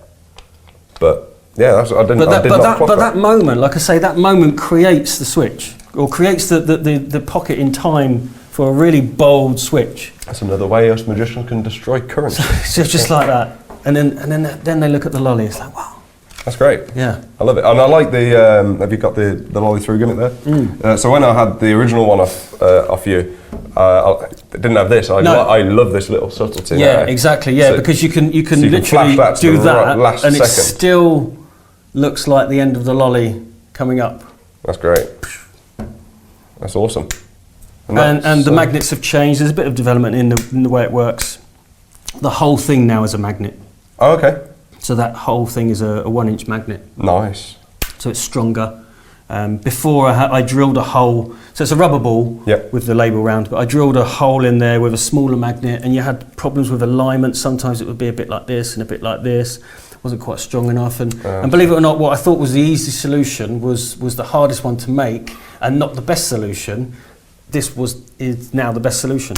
Yeah, that just shows the creative journey you can go on. It's super strong. I mean, it works exactly like, and you get that sound, you know, that clunk. You get that ripping sound and that visual moment. Weird. There you go. That's amazing. That's great. And that's, that's lolly through. That's lolly through. And I think we've got one more. Which leads us to the finale, yes, the signature off the note. I don't even know which one of those. Yeah. That back. Yeah. So there's an effect, David Williamson, he's got a signed card, and you pull the signature off. Pull the signature off, which I absolutely love. And I wanted to do something like that, but with this note. But the stuff that you get with that is not great. It's really thin stuff. It doesn't work for this. From a distance, you can't really see it. I've used it. It's all right as one-time preps, but if you're doing it regularly... Yeah, if you're doing it regularly. And obviously the thickness of that doesn't match this. So when they've signed it, it's got to match. Very true. I just use this stuff. This is similar to the stuff I think David Williamson uses. Yep, that's it. That's the stuff. And this is the stuff I use. You go to your local print shop and buy a sheet of A4 of that for like 20p if he even charges you. Yeah, offcuts. Yeah, offcuts. And I just literally cut a wiggly bit off like that. I like the technical specifications there, just a wiggly bit. A wiggly bit, and then roughly create the signature. So what I like about your pull-off there is that you didn't need to display the signature no, as you did it. Yeah, because exactly. you had the note folded. It was almost like pulling a loose thread for me. That's the feeling I felt, pulling like a loose thread off something. Yeah. So there's a fresh bit there. So I stick that on the note and I have a little bit sticking out. Fold that up and put that in my pocket, ready to go. Mm-hmm. And I just use the one-ton Riz cross gauge switch. Oh, look at that, multiplying notes. Show that in a minute. What is that? Oh. Where's the other note? Oh, yeah. Stop putting it back. Is it yours? It's not even yours. I signed it, it's mine. So I borrow the note, they've signed it, I take it back and I say, look, the justification is that I want to fix it so that they're left with a note that they can still use. Yep. The crossing the gauge switch, I'll go through it briefly, but it's on the, is it 5 points of magic? Yeah, I think so. It's in that book, I think. One-ton Riz. So I'm here, their note is in there, I come up and literally go like that to get my lighter. So I've got a justification to get the lighter. The lighter I use to heat the ink up. That little bit's poking out. Make it more malleable. Yeah, exactly. Whatever you want to use. Get them to hold it. As they hold it, I'll pull it off and kind of wiggle it around.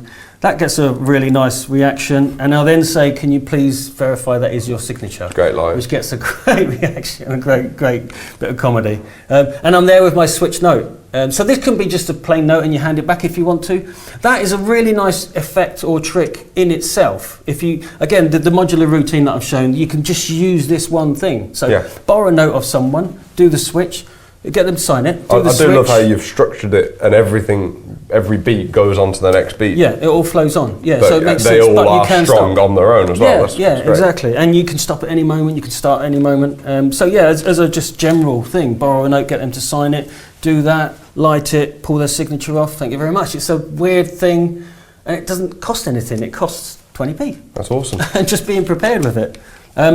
This particular note, you'll notice I actually closed the Queen's eyes. Yes. Okay. There's a few effects out there where a banknote is modified. UV nightshades. Ravi Mayer's Mind's Eye. There's Fraud, Daniel Garcia. There's a few out there. I will say dollars are super easy to do this with. You Americans are so easy. Much easier to do this with than the UK notes. They're turning our stuff into plastic now. Yeah. So yeah, make the most of it. Yeah. Get your 10s and 20s out. But dollars are super easy. But you can pretty much remove any part of a banknote Yeah. and replace it with something else. So if you wanted to do a prediction, you can remove the serial number. Obviously, you can't then spend that note.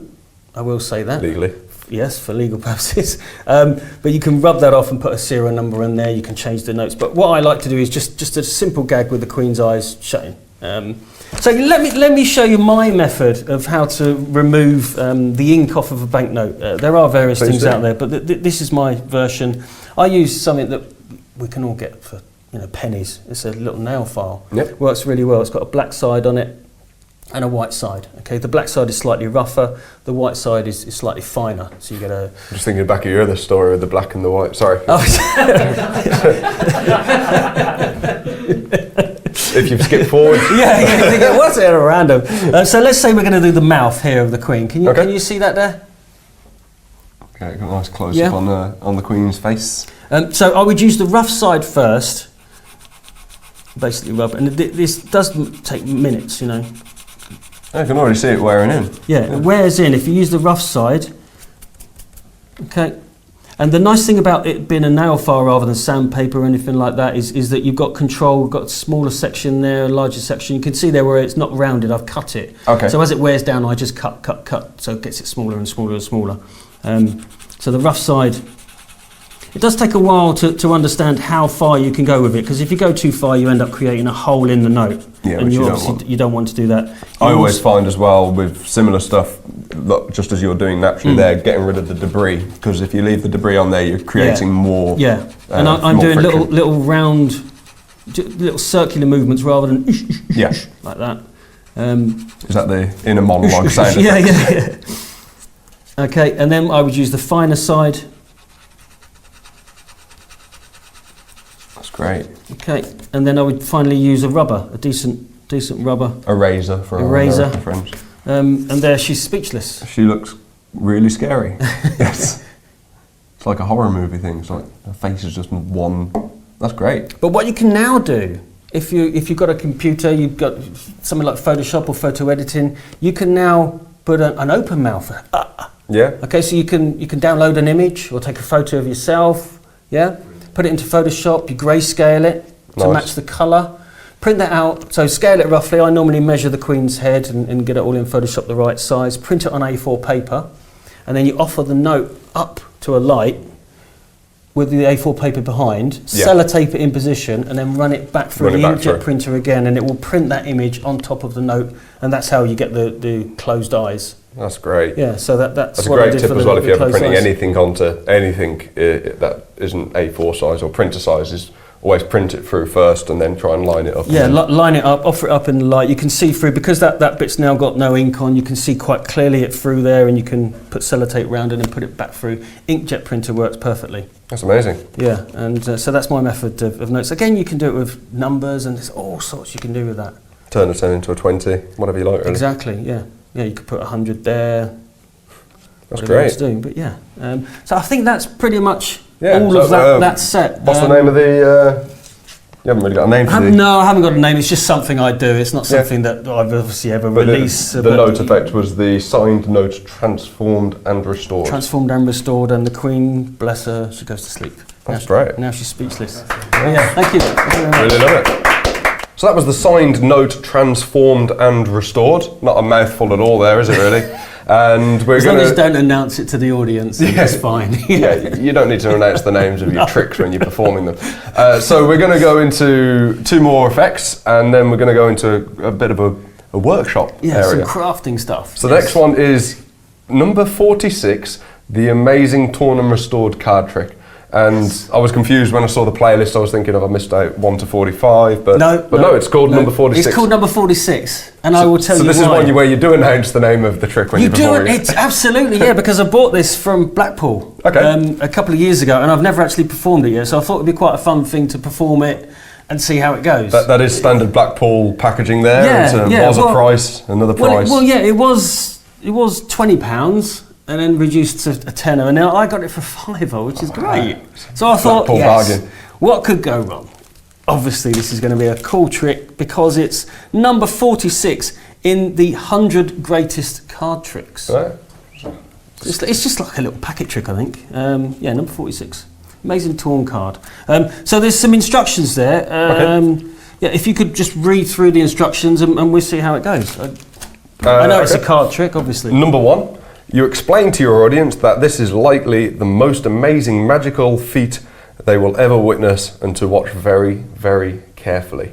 Ladies and gentlemen, this is the most amazing magical feat you'll ever witness. Watch very carefully. Very, very carefully. Oh, very, very carefully. Very, very carefully. And, okay, take a deck of playing cards and ask a willing audience member to help. Riffle through the deck and ask the audience member to say stop at any time. Now with the cards... Oh, hold on. I've got to follow these instructions. You're going too fast. What was the first thing? The explain to the audience one, or no? All right. Take a deck of playing cards Yes. and ask a willing audience member to help. Could you help me, please? Yes. Thank you. Why not? Riffle through the deck, and I was about to say rifle through the deck. It's a totally different thing. Riffle through the deck and ask an audience member to say stop at any time. Please, I'm going to do this. Say stop at any time. Stop. Okay. With a card now selected, ask the audience member to sign the face of the card. Could you sign the face of the card for me? Sure.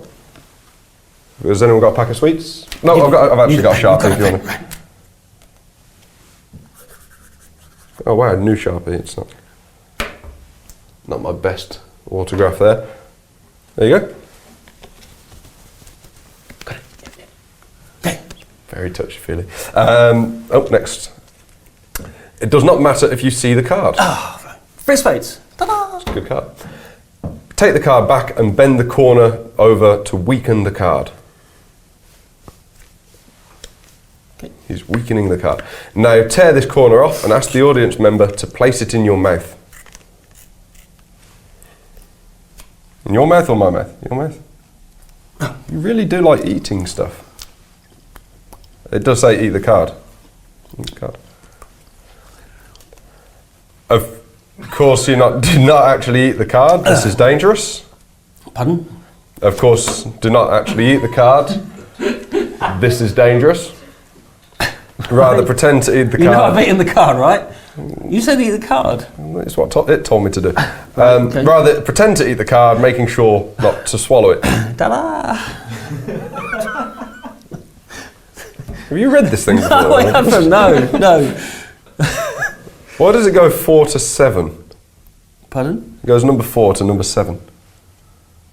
Oh, I don't know, what? Number 4.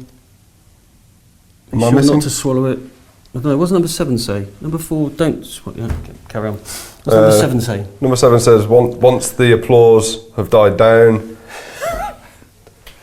or tumbleweeds have left the room. Once the applause have died down, and the audience has had a chance to take in what has just happened, offer your helper a sweet from your pocket and thank them for being so wonderful. I've got an idea why this Remember is, to look out for more magical tricks like this at your local magic store or online. I've just sussed why it was knocked down at a $5. There's cards missing, isn't there? Yeah. It goes 4 to... It goes 4 5 to and 7. 6 are missing. And 7, what does 7 say? Offer a sweet to your audience. Give me some more sweets. Okay. If in doubt, blackmail doubt, the audience. Yeah, give them a flying saucer. One of my favourites. Thank you. Ta-da! Yay. Do I eat this? I don't know with you anymore. Do me a favour. Just tear it open very gently.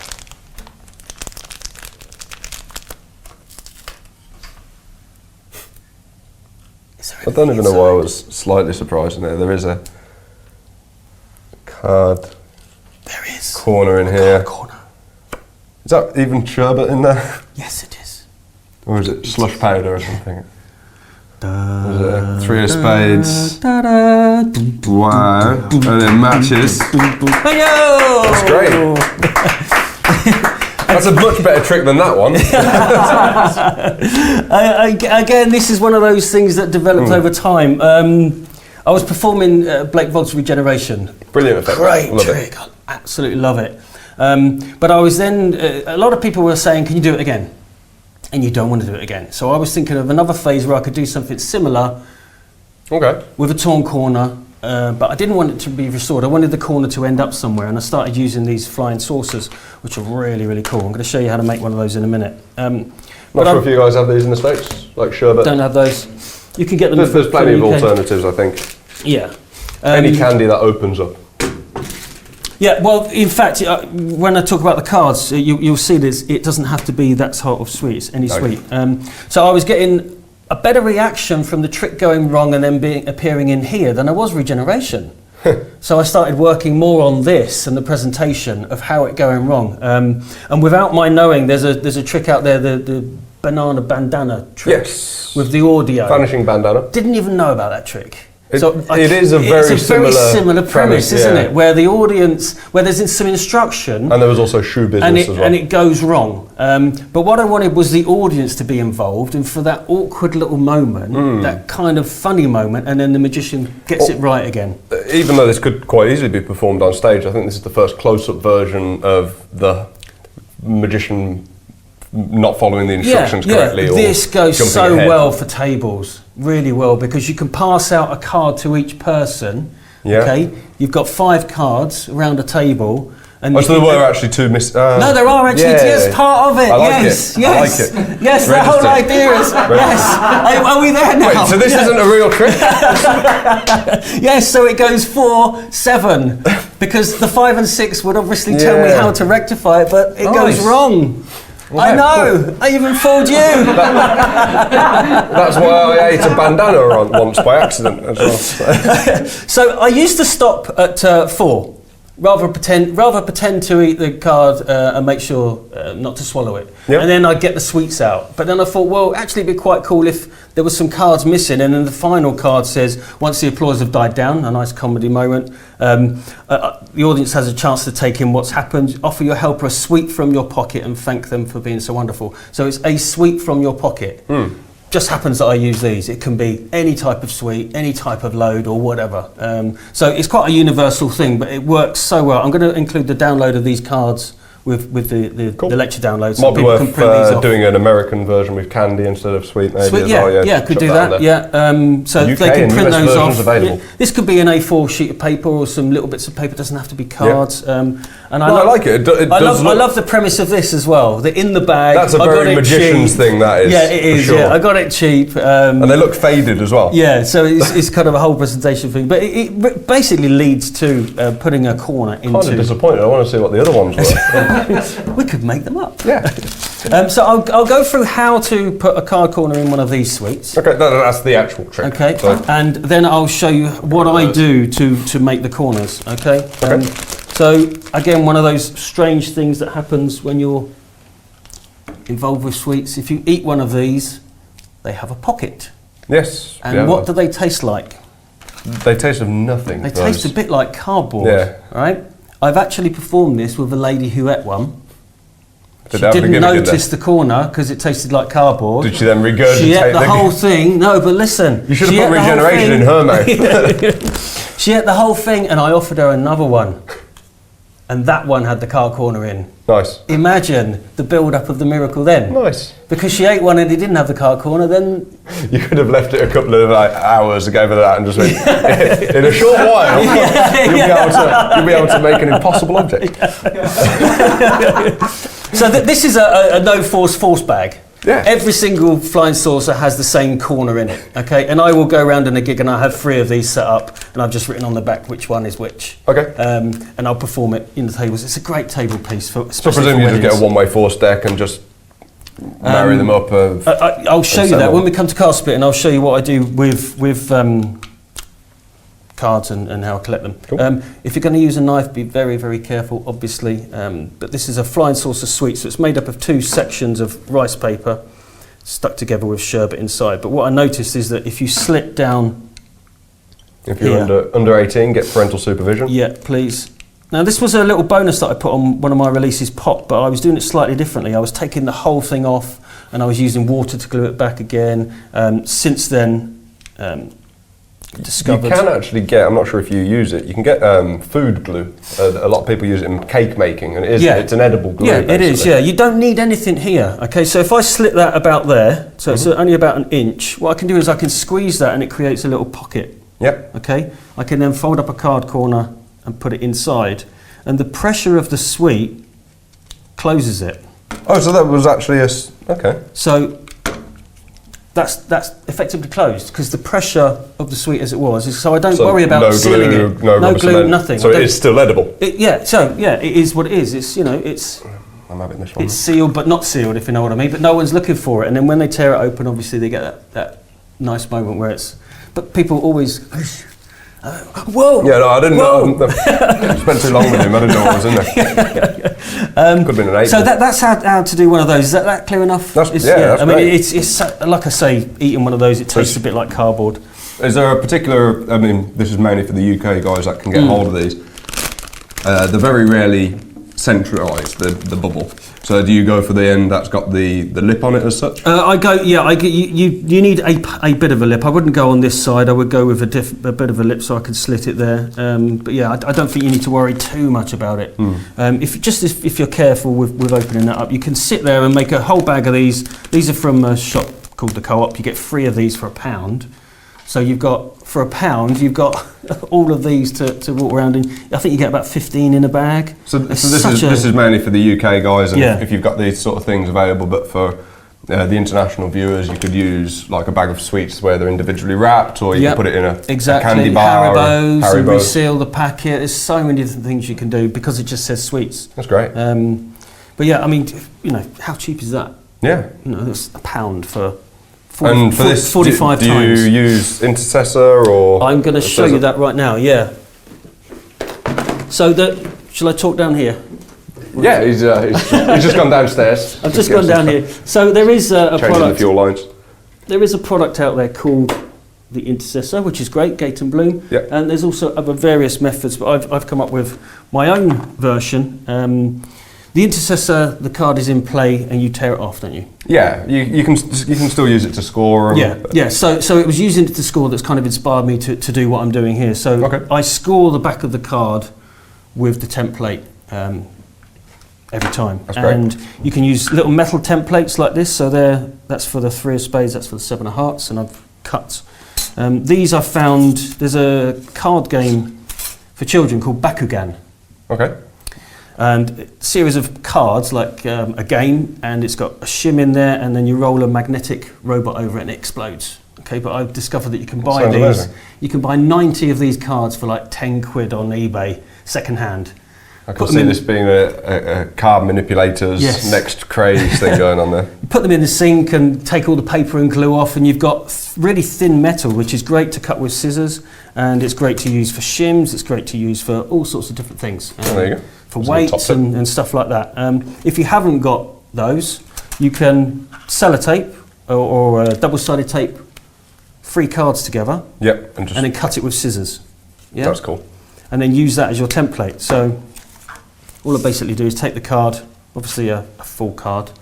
It's not much of a miracle otherwise. Line that up on the back there, like that. And then I just score the back like that. And then every card you use, you've got 2 for inside, Yep. and then 1 for the outside. And then what you do is the instructions, what I love about the instructions is it's telling you the to dirty do the work. move. Bend the card to weaken it, because you're justifying that movement by them telling you to do it. Aren't you? You're not just randomly doing it. So they're telling you to bend the card, and as you bend the card, you're bending it around that shape.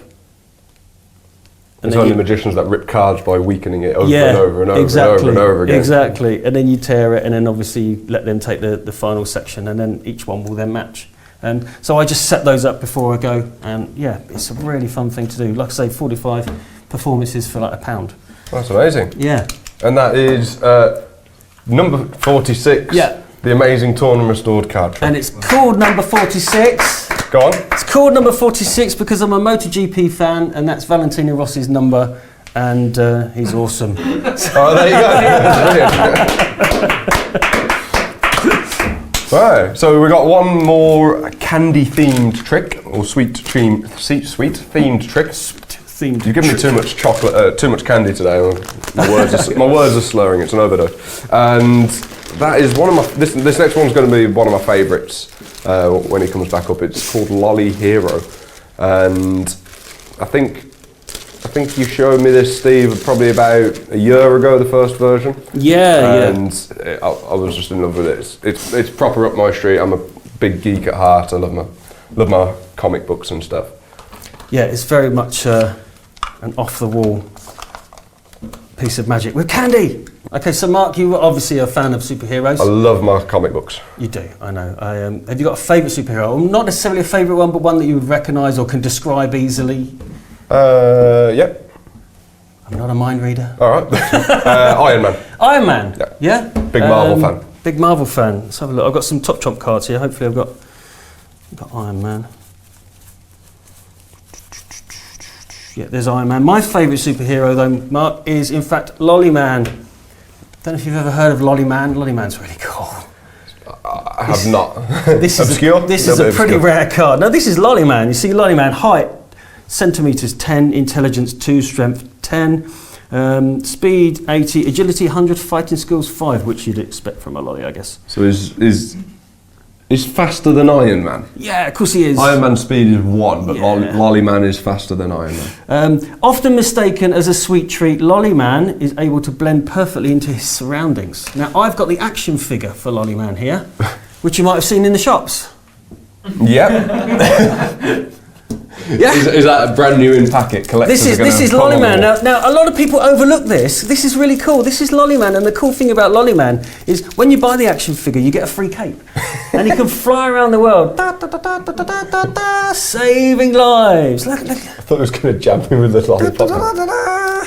How cool is that? And he's got a big fat head, and a skinny body, and he tastes really good. I'll take your word for it. Lick. No, I'm good. You sure? I'm alright. Okay.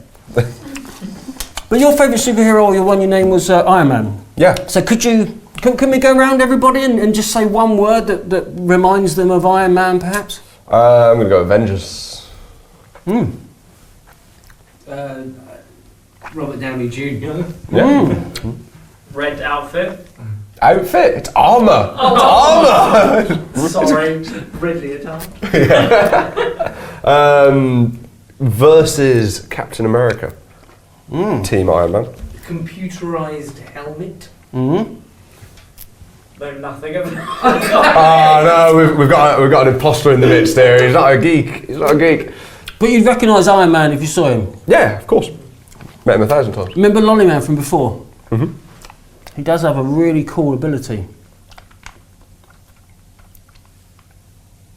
He can morph into any superhero. That's great. When did you switch that? And there's 'Cause I've Iron seen you Man. perform this There's before. Iron You've Man. switched that. I didn't switch it. Yeah, you get a high five for that. I've seen you perform that, but not like that. Okay. Yes, so this is Lolly Hero. I released the version through Murphy's, and it's Batman is Superman. Yeah. Yeah. But I've got various other ones that I'm working on as well, including all these, and I've got a pocket index. Right. Yeah. So had you have said Superman, then here he is. And this is Superman. Now this is the thing. The release. I'll show you the release in a minute, which does involve a switch, which is strong. This is the ultimate version, because that is jelly. Have a look at it. No. So Superman is in there, encased in jelly, and the light refraction on that. I can't see him. No, you can't. That's the beauty of it. Because he's red. Yeah, I don't know if you can see. Because he's red, you can see all the way through that. It looks like a lollipop. You can't see the figurehead at all because of the optical illusion. So that's Jello for the It's Jello. for the yeah. Americans. So Jelly I mean, for- if you want to get your finger sticky, pull that off, and you can show people. While I just go and get a couple of other things. was not prepared for this.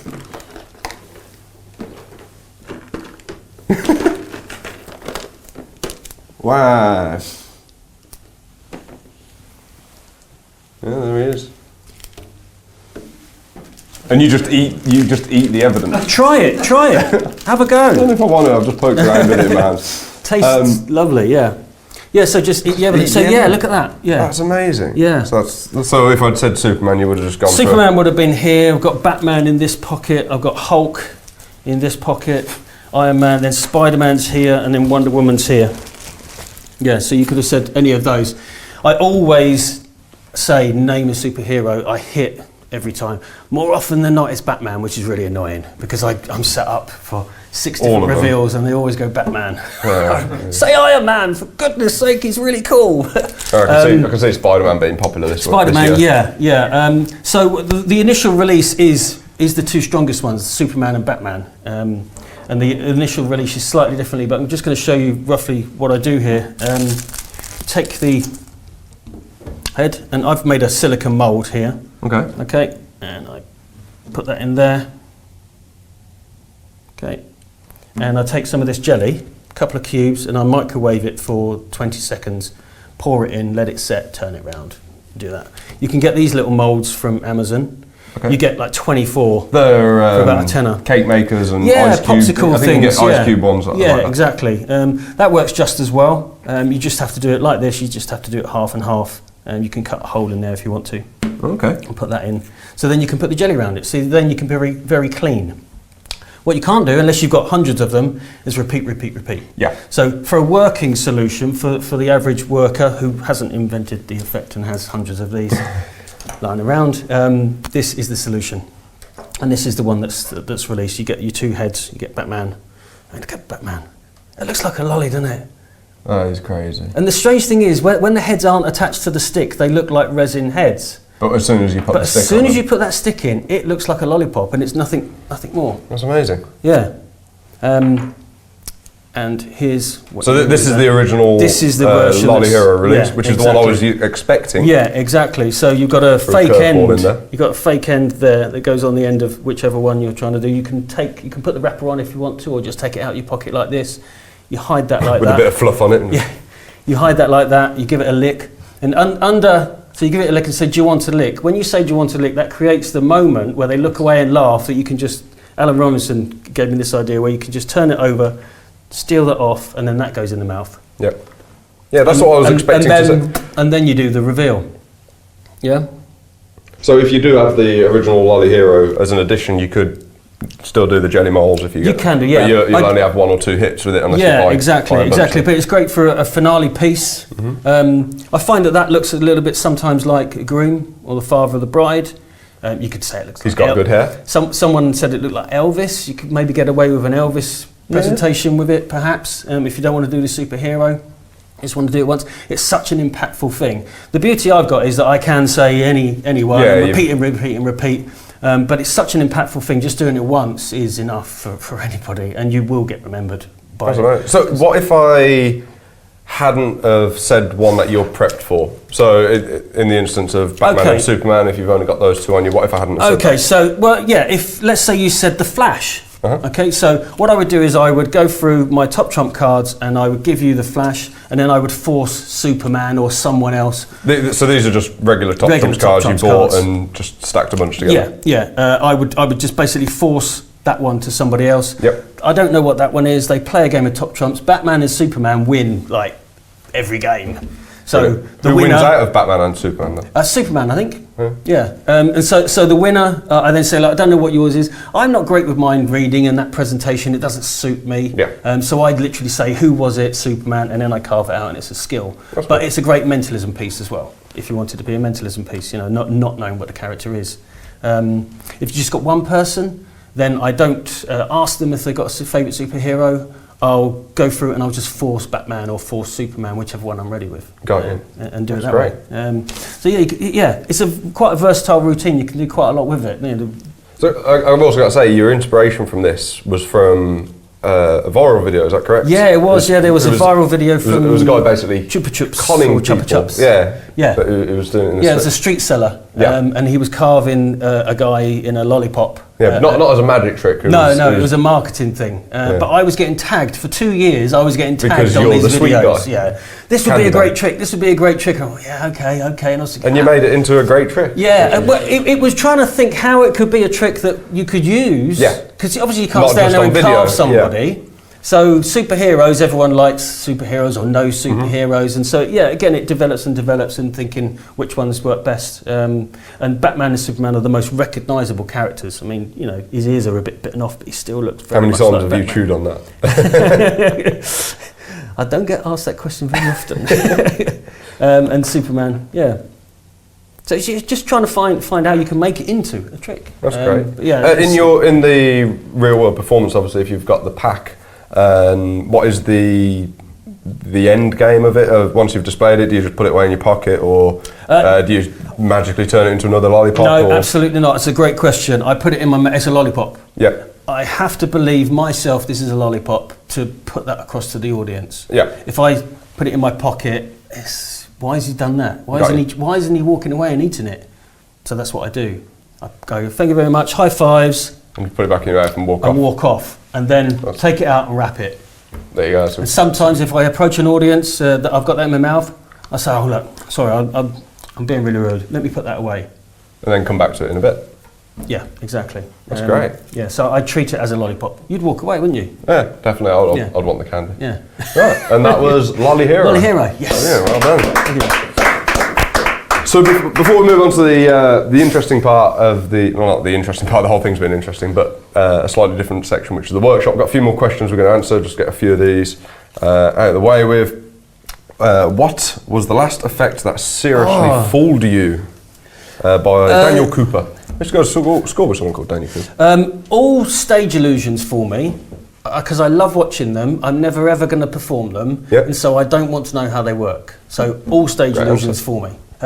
But close-up wise, the one that fooled me for the longest period was Quantum by Roddy McGee. Great effect. Brilliant effect. Great effect. Yeah. Sean Boone, what is the calorie content of your set? High. A lot. I can see a theme going here. Mark Waddington, is your beard really ginger, or did you dye it to match your branding? I dyed it to match my branding. Yeah, that was a good marketing ploy. The branding of the Murphy's Magic basketball. Rob Coleman, what is your favourite trick by yourself and by another magician? Rob Coleman, and friend why? of mine. Yeah. Hi, Rob. What is your favourite trick by yourself? Okay, my favourite trick by myself. That's a really difficult one. I love performing Lolly Hero, but I also love the fruit pen. What was the end part of that? Why? And by another magician. So Lolly Hero, I love it because it's so versatile and it's so off the wall. I like the fruit pen again for the same reasons. By another person is Chris Congreve's Child's Play because it's such a great routine and it fits me. I've got children. So I've got a picture of my son, and I just Chris is also joining us for one of the At the Table lectures as well, so you can be sure to grab that. Is such a good trick. I wish I'd have invented that. And the last one before we leave the questions, which could kind of go into the next Glue section. Of choice for different jobs. Yes. Glues of choice for different jobs. This is obviously in gimmick building. We can go into that. Yeah. There are obviously various glues, and we will go into that. Yeah, we'll go into that shortly. You did want to mention something which I've got listed here. I thought it was a trick. Oh, okay. Which is the Cub Scout law. Yes. So the Cub Scouts, I'm presuming it's like one of those be prepared situations. Yes, it is. And quite ironically, Steve can't find what he needs. Oh no, okay. Okay. Was not expecting that. The Cub Scout law. I didn't bring a hat. Did you not? No, you knew we were going to talk about this. Yeah, but the Cub Scout law. This is a really interesting subject. We're going to brush on it because it could go on for a long time. Okay. Because it's a good discussion. But the Cub Scout law, and I wanted the hat. Is that actually your hat? Yeah. Like, were you a Cub Scout? Yeah. I wanted the hat for people to get a visual moment of this and remember this moment because they might not remember it. I don't think they'll forget it. Right, yes, so I don't think they'll forget it at all. There's a lot of cameras that just come out in the audience. All the stuff I've done and you're taking pictures of me with a hat on, yeah. So the Cub Scout law, we have the Cub Scouts in the UK, but they're worldwide, aren't they? Yeah. You've got the wolf packs and your beavers and various things. Girl Guides. One of their biggest mottos is be prepared. And we've got to be prepared as magicians. When I first started out, I'm sure as everybody, things used to happen I wasn't quite prepared for that I could have turned into moments of magic. Yeah. So I try and create moments of magic by being prepared. Some of the best moments of magic are almost impromptu to you. Yeah. Completely impromptu to them. Exactly. So what I do is I always, and I think you do this, is ask a spectator if they've got a favourite playing card. I don't ask them to choose a card. Yeah. I ask them if they've got a favourite playing card, because I normally have about 13 reveals on me. I've got a 1 in 4 chance of a miracle. I remember a guy, I'm not sure if you met him, Ben Prime, I've got to give him a shout out, probably about 8, 9 years ago, maybe even longer, or probably about 8 actually. He was working on a 52 out deck, where basically he could have any card picked or named and he'd have an out somewhere on his body or somewhere in the pack of cards. Yeah, that's exactly what I'm talking about. It's a great mantra to go by. It keeps you on your toes as well as a performer. As opposed to just going through the motions and the monotony of doing the same effect, same effect. Yeah, but you can create really simple, you don't have to get, I mean, I, as you know with my work, I've got various card reveals. You know, if someone said the 5 of hearts, I can bring out my love hearts. Someone said the 4 of hearts, I've got labels there. I've got labels on lollipops, 6 of clubs.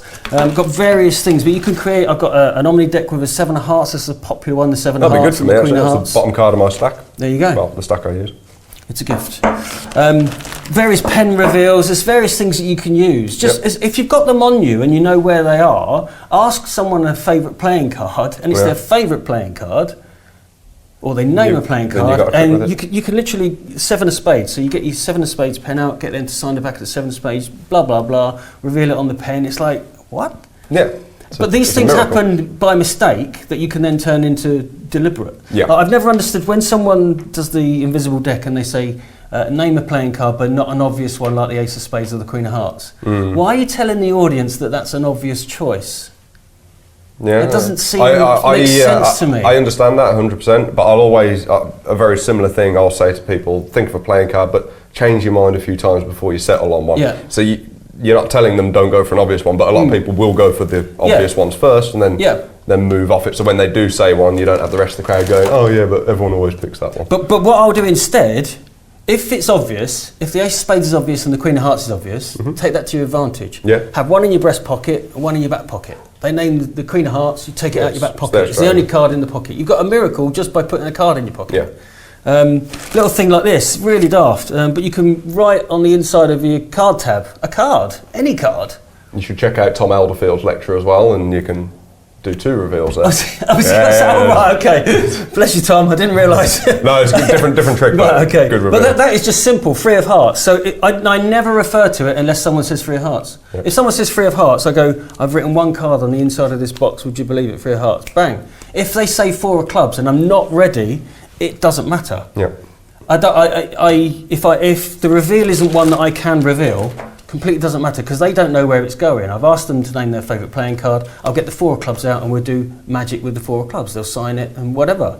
So I'm not telling them that I'm going to reveal it in a funny way or a magical way, you know. So yeah, just something simple like that. 3 of hearts. Yeah, you wouldn't believe how impactful it is. Like I use a stack, and if someone names a card towards the bottom of my stack, say for example, this isn't in my stack, but I did glimpse the 6 of diamonds was there. If they name 6 of diamonds, I'll just pass it to the bottom, and I'll just go any particular reason why, and just let that sink in. And it's one of those no, that couldn't have happened moments because I don't look at the deck, but it's. If you say that to a magician, they go, oh yeah, that was cute. Well, one thing I do that magicians will probably think that would never work. It works. I work it. Is I say, so I do it to you. Name a playing card, or your favourite playing card. 10 of clubs. 10 of clubs. 10 of clubs. Any reason why you would say the 10 of clubs? Because it's number 1 in the stack. Would you be amazed if 10 of clubs was in this deck? Yes. Would you be amazed if it's now the top card? Yeah. There you go. There you go. So by talking to him, I'm getting the card to the top of the stack. Then I'm talking a bit more to divert that time delay, and then that fries a lay audience. I think to summary, it doesn't have to be a magician faller to fool the audience you're normally performing to. Absolutely not. No. And that little gag. Say you said 9 of hearts. I go, would you be amazed if the 9 of hearts was in this deck? And they laugh, and then I just cut it to the top. Yeah. It's the top card, and it's like, what? They forget that you've just said that. It's honestly. I just thought of that card. Yeah. How did you do that? And then get them to sign it, and then do your ambitious card or whatever you're going to do with it. So you're getting a moment of magic just by getting yourself ready. And I guess even if you're doing it like that, even if they don't see it as a trick, then you don't have to pitch it as a trick. They're just going into a trick anyway. You can obviously do your double turnover and then put it on the table and bang and do that if you want to do that.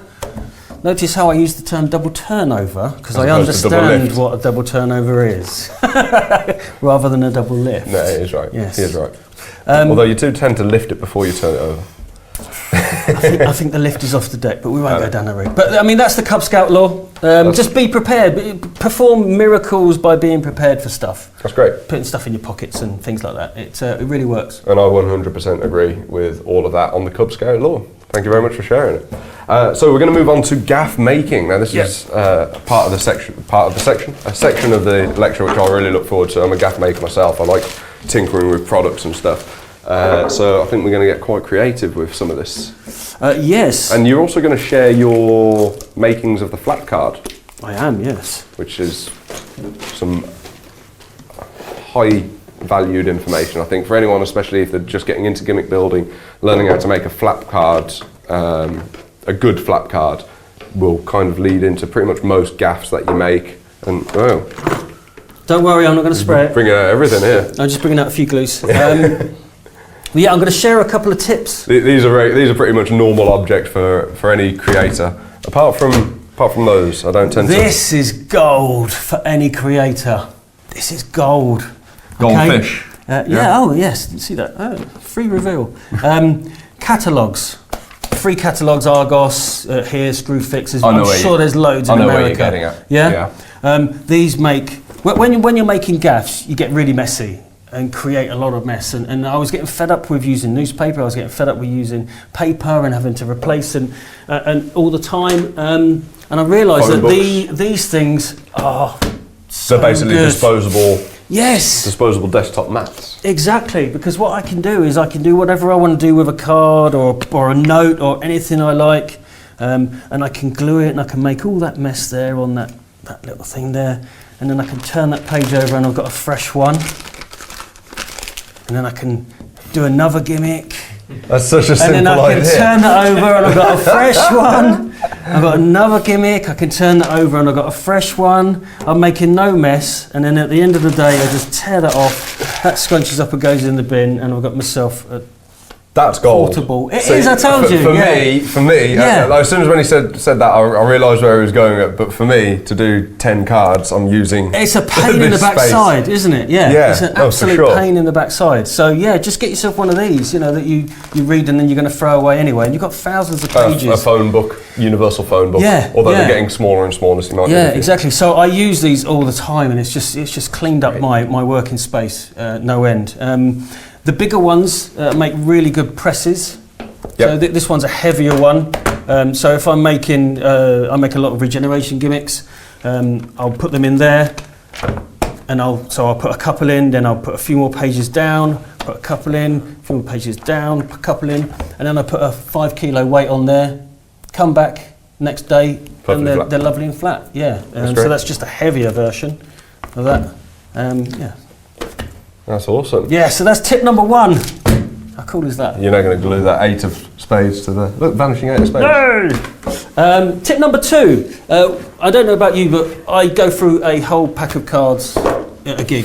I go through a lot. I'm a stack worker, and I've got my own way of keeping that deck full, even if I'm doing signed card stuff. See, I'm tearing corners and eating them. And, yes, I'm the same. I'm going through a lot of cards. Exactly the same. So at the end of every gig... you end up like this. I end up like this. I keep all my cards. I never throw them away. Yeah. I keep them all, and I put them in an order. So these are the clubs. Diamonds there.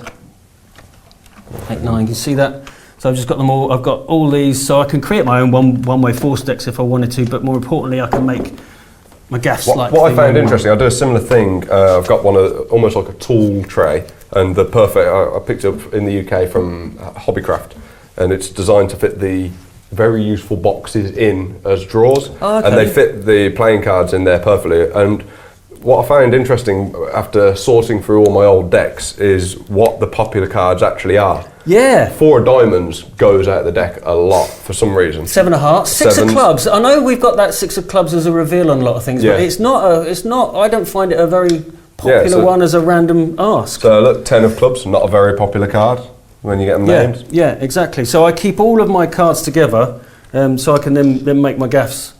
A lot of people just throw them away. Yeah, I repurpose them. So what I do, I don't mind even sharing this tip. So I'm using a stack deck all the time, but I do ambitious card with that same deck. And when I get a card signed, it is always a force card. And what I do in my waistcoat pocket, I'm just going to nick a pack of these for a sec.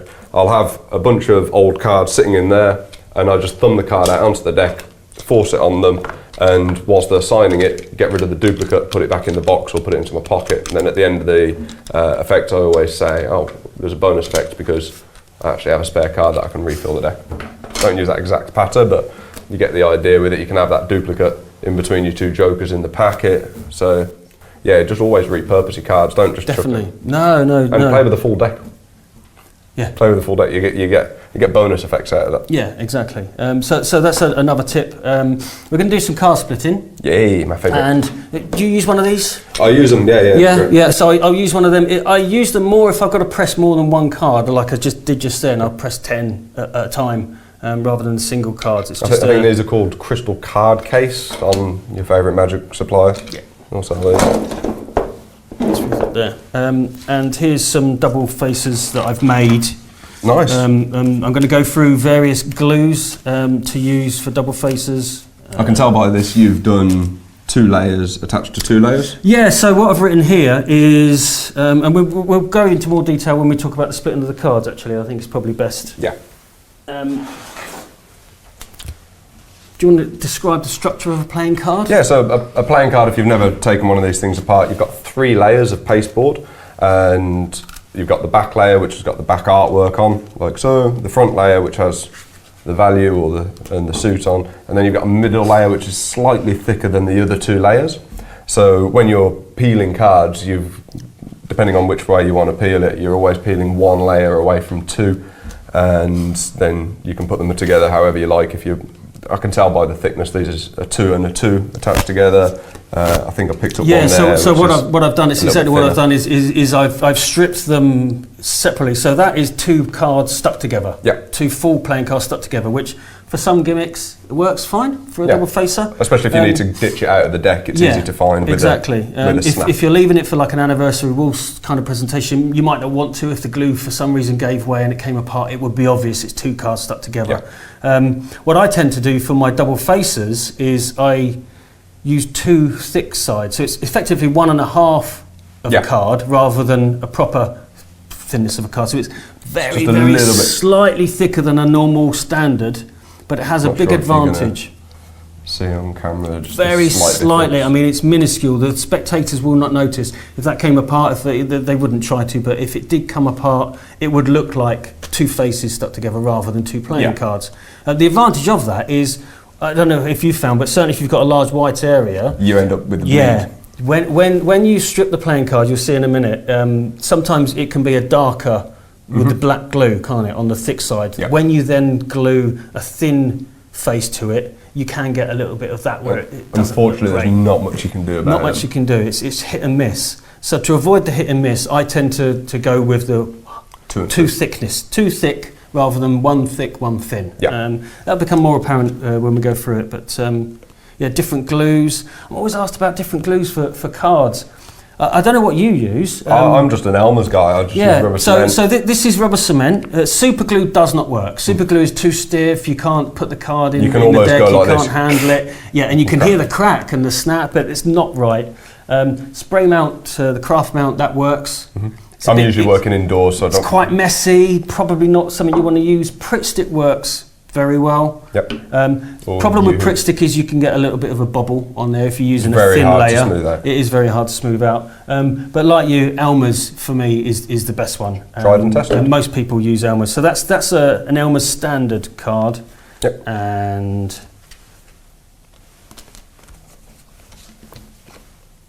that's an Elmer's 1.5, and that's a double back Elmer's 1.5. So yeah, a 1.5 thickness is great. Yeah. Because you know where it is in the deck. And it still acts like a playing card as well. But you'll hear that clunk. Yeah. There you go.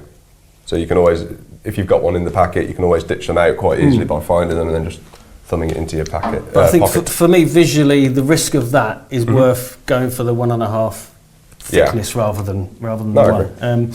But methods for stripping cards, I don't know if you have a different method to me. We'll find out. But I'll show you my method, and I'll tell you why I use it. I use my thumbnail.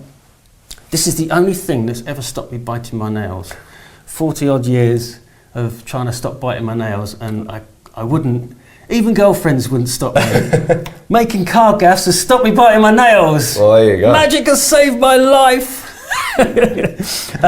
So I want to. So as you described, you've got 3 layers: a thin layer printed, and a thicker card layer in the middle, which is the blackness that you saw earlier. I want to create a double layer top. So I'm going to strip off the thin layer back. Okay. So what I do is I bend it slightly with my thumb, like that, and then I use my thumbnail to just peel. The light here is not great. Hopefully I can just peel that off there. Okay. You got that on camera? There we go. And I peel that a little bit more. Now, a lot of people make the mistake, and I'm sure you'll be the same, and agree that you peel the thick layer away from the thin layer. Yep, otherwise if you peel that thin layer, which is what most people try, it rips. Because that's the one they want to take away. Yes. So it's, and then they say, oh, but I can't strip cards, it always goes wrong. And 9 times out of 10 I say, are you peeling the thin layer? Yeah. That's why it's going wrong. You've got to peel the thick layer off the thin layer. And to do that, I put it down on a hard surface, put my finger there, and just work it through. And I work away from myself, just pin up like this. And then I'll rotate and peel.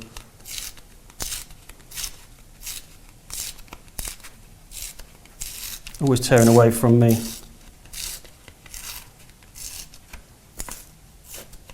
And then that's the thin face, that's the thicker face. It's curled, so I do a bit of that to flatten it out a little bit. And then I get my book. That's it, the books, I've moved them. Then I get one of my books. There you go, you can have your 8 of spades book. And I'll do the same here.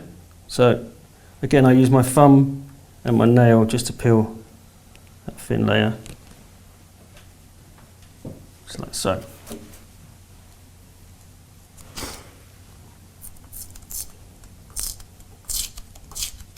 And I find new cards tear more than old cards. Yes, once the card's walked in, I'll go through the method I use in a sec.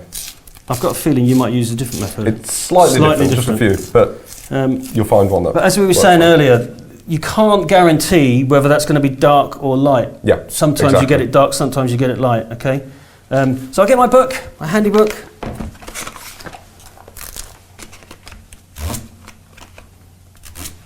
Flatten that out. And then work in circular motion with the hammer so it really works into the card. The pores of the card? Yep. Okay. And take that. And to line it up, with Elmer's it's great because you can reposition. But if you hold the card... So you do wet to dry then? Yeah. When you're gluing? Yeah, I don't do wet to wet. And I don't do wet to wet either, I do dry to dry.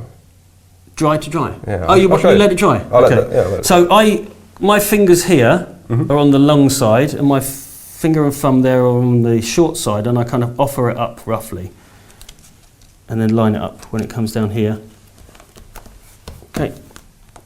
And then I'll take my roller and I'll roll the edge. I don't roll on the card because you mark the card, but if I roll the edge, the roller's like this. Okay. Roll it like that all the way along, and then it goes into my thicker book or it goes into the card press, and then overnight come back and you've got something similar to that. That's great. I don't use one of these, but I think I will. Okay. That's a great thing. It's really nice to get the seal tight on the edges because that's the bit that ends up, because you can also put it under there and roll it if you want to. And then you just let it dry. Yeah, and then just let it dry. And these are great, these are workable. That's a double thickness. These ones? Yeah. So these ones are perfectly workable as playing cards, yeah. That's great. So it's a nice, cheap, easy way of doing it. Yeah. So obviously once that's dry, that stays shut. Yeah. The method I use, it was taught to me by a guy called Ian Mack. I'm not sure if he's going to watch this, I haven't seen him for a long time. And if I'm honest, I don't know where he was taught it from, but he basically just taps the corner. The tapping, especially if you cut your nails or bite your nails, you end up not having any. And then get to the same position and peel it open like a book almost to about here, and then it's very similar, but I use the long part of my finger and just kind of like roll it off. But that's the problem, you get rips in it. But if you do end up like here, if you have a rip there, if you get a slight tear, you can still work your way around it, all the way around it, Go to like the different corner. And rescue the back. I've had it a few times where I've ripped literally 3 corners and then it's been the last corner that's worked fine for me, which is that does strange, happen. but he just rolls it out like so. For me, what I found with, I don't know if it's my heavy-handedness, but when I do that, it does distress the corner and makes it easier to pull apart, but it can also create a little bit of a ripple on the corner if you're not careful. So I just, that's why I prefer to just roll it with my thumb. But both methods work perfectly. So another thing he did was when you're putting 2 cards together, he very lightly sands the inside, and it just gets rid of all that roughness. And what I was saying with the rubber cement was dry on dry. He puts the rubber cement on both sides, lets it dry completely, and then just puts them both together. And I've found even if you've ripped a card like this, it would disappear. Once you've dried it on there, it just goes flat. So there's another method for peeling for you, but it is very easy to do. Just literally get an old deck and just practice. A lot of people are scared about it because they think it's really, really difficult, but it's not. And if you can start making your own double faces, double backs, gimmick cards, it can open up a whole. Especially if you use a brand other than Bicycle, where the double backers are readily available. Exactly. So hopefully that's a few tips there to help out. That's cool. Excellent. And we're moving on to the flap cards. Flap cards, okay. So that was a quick insight into just some gaff building for you guys, just to help with your arsenal of card gaffs. And we're going to have a quick brief look on flaps. Making flap cards, this will be a very quick version because it is quite quick. It's not as scary as everyone thinks, but I've spent a long time. I've made over 3,000 flap cards. And that was just for fun? Okay. And only now at this point can I show you it so easy. Okay. So tools that I use.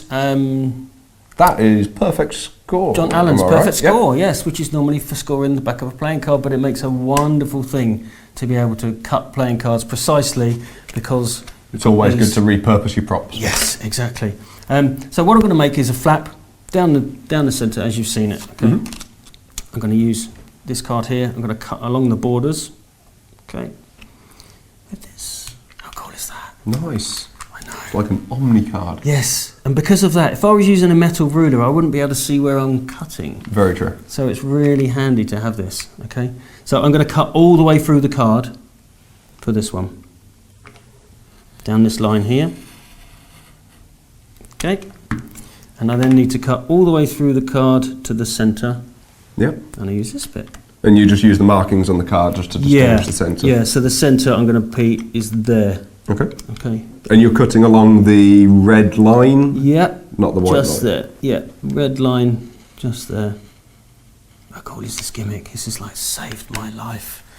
I used to do this with a metal ruler. Big shout out to John Allen on that. I used to do this with a metal ruler. He doesn't provide the acrylic blocks though, does he? Yeah, that's. These are actually part of the. Yeah, this is it. Yeah, this is the whole thing. Make sure you pick up John Allen's Perfect Score. Yeah. Use it for what it's actually designed for as well, but you get a bonus out of it. So I've gone round, so I know exactly where that line is now, and I'm going to just basically finish it off just here. So how is your Mercury card fold as well? Oh, perfect. Perfect. So I've got that little thing. Yep. Okay. I now need to score through. Remember we were talking about the playing cards being 3 thicknesses. Yes. I need to score through 2 of them, not the final one. Yeah. So leaving the thin layer. So the thin one acts as the hinge. Yeah. Basically. So again, using this amazing tool, I know roughly. So you don't bother doing it whilst it's in the. No, because I can't. No. You mean turning it over? No, because I want to do it just there, like that. Okay. And what I do is I bend it, which breaks it. You feel it break, and that's obviously never going to work. Okay. So I just score a little bit more until I'm to the point where that's nice and loose, but not loose enough that it's going to break. So you can practice this on old playing cards, and then you'll find the sweet spot of. Yeah. It's one of those difficult ones. It's difficult to teach how hard to press. You can feel that that's loose, but it's not going to fall apart. Yeah. Okay. I then need to glue dental dam. So little what strips. thickness dental dam is it? We didn't go through that earlier. We'll touch on it a bit Does more. it say the thickness? Medium. Yeah. Medium. So, yeah, we'll leave that so the camera can get a shot of it if you want to have a look for that brand. So there's effectively the structure of the flat card without the dental dam in there, okay? So I'm going to put 2 strips of dental dam. I find 2 works best, and I just literally put a little bit of glue there, super glue, and there. And I get the dental dam, put it there like that, and there like that, okay? Okay, so we are using super glue on this one. Super glue. Rubber cement will be far too weak. No, rubber cement doesn't work, double-sided tape doesn't work, it's got to be super glue. I smooth it out. Yep. Now, if you're worried about super glue, it just peels off when it dries off. I've read somewhere about super glue that you can ingest it, it's not poisonous or anything like that. Obviously, you don't want to try eat that at it. home. No, but on your fingers, peeling it off, you're not going to. I reckon hurt Kieran yourself. Johnson's probably tried that. Well, just to see what happened. Kieran's discovered that the glue inside a playing card is edible. It's Kieran. So once that's dried, take a couple of minutes. I then got to stretch it. Now Yes. it's that stretch, that tension you've got to get used to, because if you stretch it too much, it's quick. Yeah. But then over time the card is card going to will. start warping. If you don't stretch it enough, it's too slow. So it's getting that tension just right. And I find just kind of pulling it about 5 millimeters is about right. Okay. But again, this is something you can play around with. Yeah, at something to home. play around with. But that's the best description I can come up with, really, is sort of 5 mil, maybe 10 mil. So a little line of super glue along there. I then hold this one down and I stretch. So if I stretch like that, it's going to be too much. If I stretch like that, it's not enough. So we'll see where the line of my thumb is. Yeah. If I just put it to about there, and then just flatten it down. Just do one, let it go off. So I'm holding it. This is the longest part, is to just wait for that to dry. So I'm just smoothing that down, because you've got to be mindful that over the top of this dental dam is going to be a sticker. Yes. And it needs to be flat. Okay. So that's about right. If you are worried about getting super glue on your fingers, you could use like the end of a Sharpie or something else You to could smooth do, it out. yeah, but honestly, 3,000, I'm fine. I've just got a little, I'm fine. And this is the bit that really makes a difference. If you want it to be completely flat, cut the excess off with your knife, okay, and then peel it off. And then you can see that that is completely flat there and completely flat there. It's a perfect seam. We see that on the camera. Got a good shot. Yeah? And then do the same again. And then just to repeat the process. Yeah, just repeat the process. Like I say, this is the longest part, waiting for that to dry, really. But obviously, if you're making a few for yourself, then they'll last a lot longer. But They last you've a had to long make time. thousands of them. Yeah, they last a long time.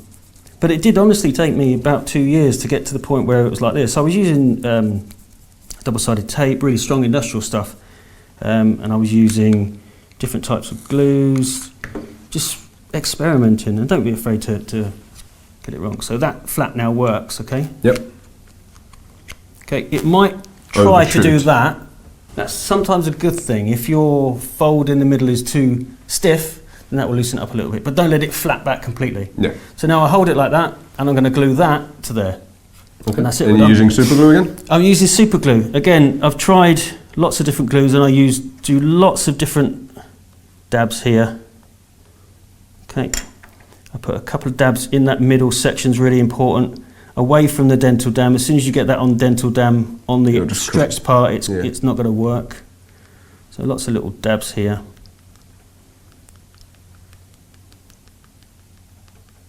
Okay. And then I can line that up. Notice the position of my hands, my finger holding that shut. Yep.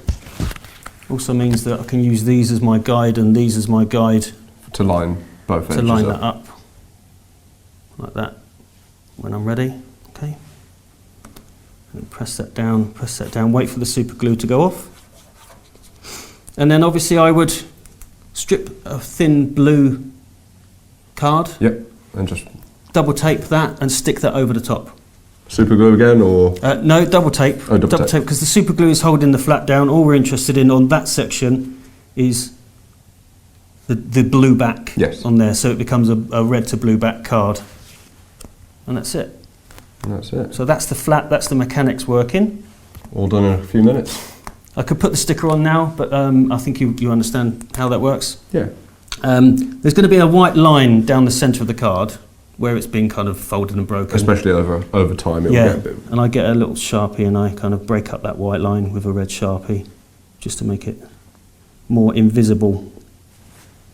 Brilliant. And then that's a perfectly working Right. flat card. Well, that's a flat card. That's the flat card. I was expecting it to take a bit longer. No, it doesn't. It doesn't. Yeah, it's... Well, I'm afraid that is all we've got time for, Steve. You've given some invaluable tips. I keep saying invaluable. I don't know if it's valuable or invaluable. Some really good tips. So thank you very had much fun? for sharing that. Yeah, 100% fun. So from myself and the rest of the Murphys team. Thank you for watching, yeah. Yeah, and Been thanks great. for coming and joining us. See you guys in the next one. Thank you. Sweetie, Sweets for anybody? everyone! Sweet, yeah!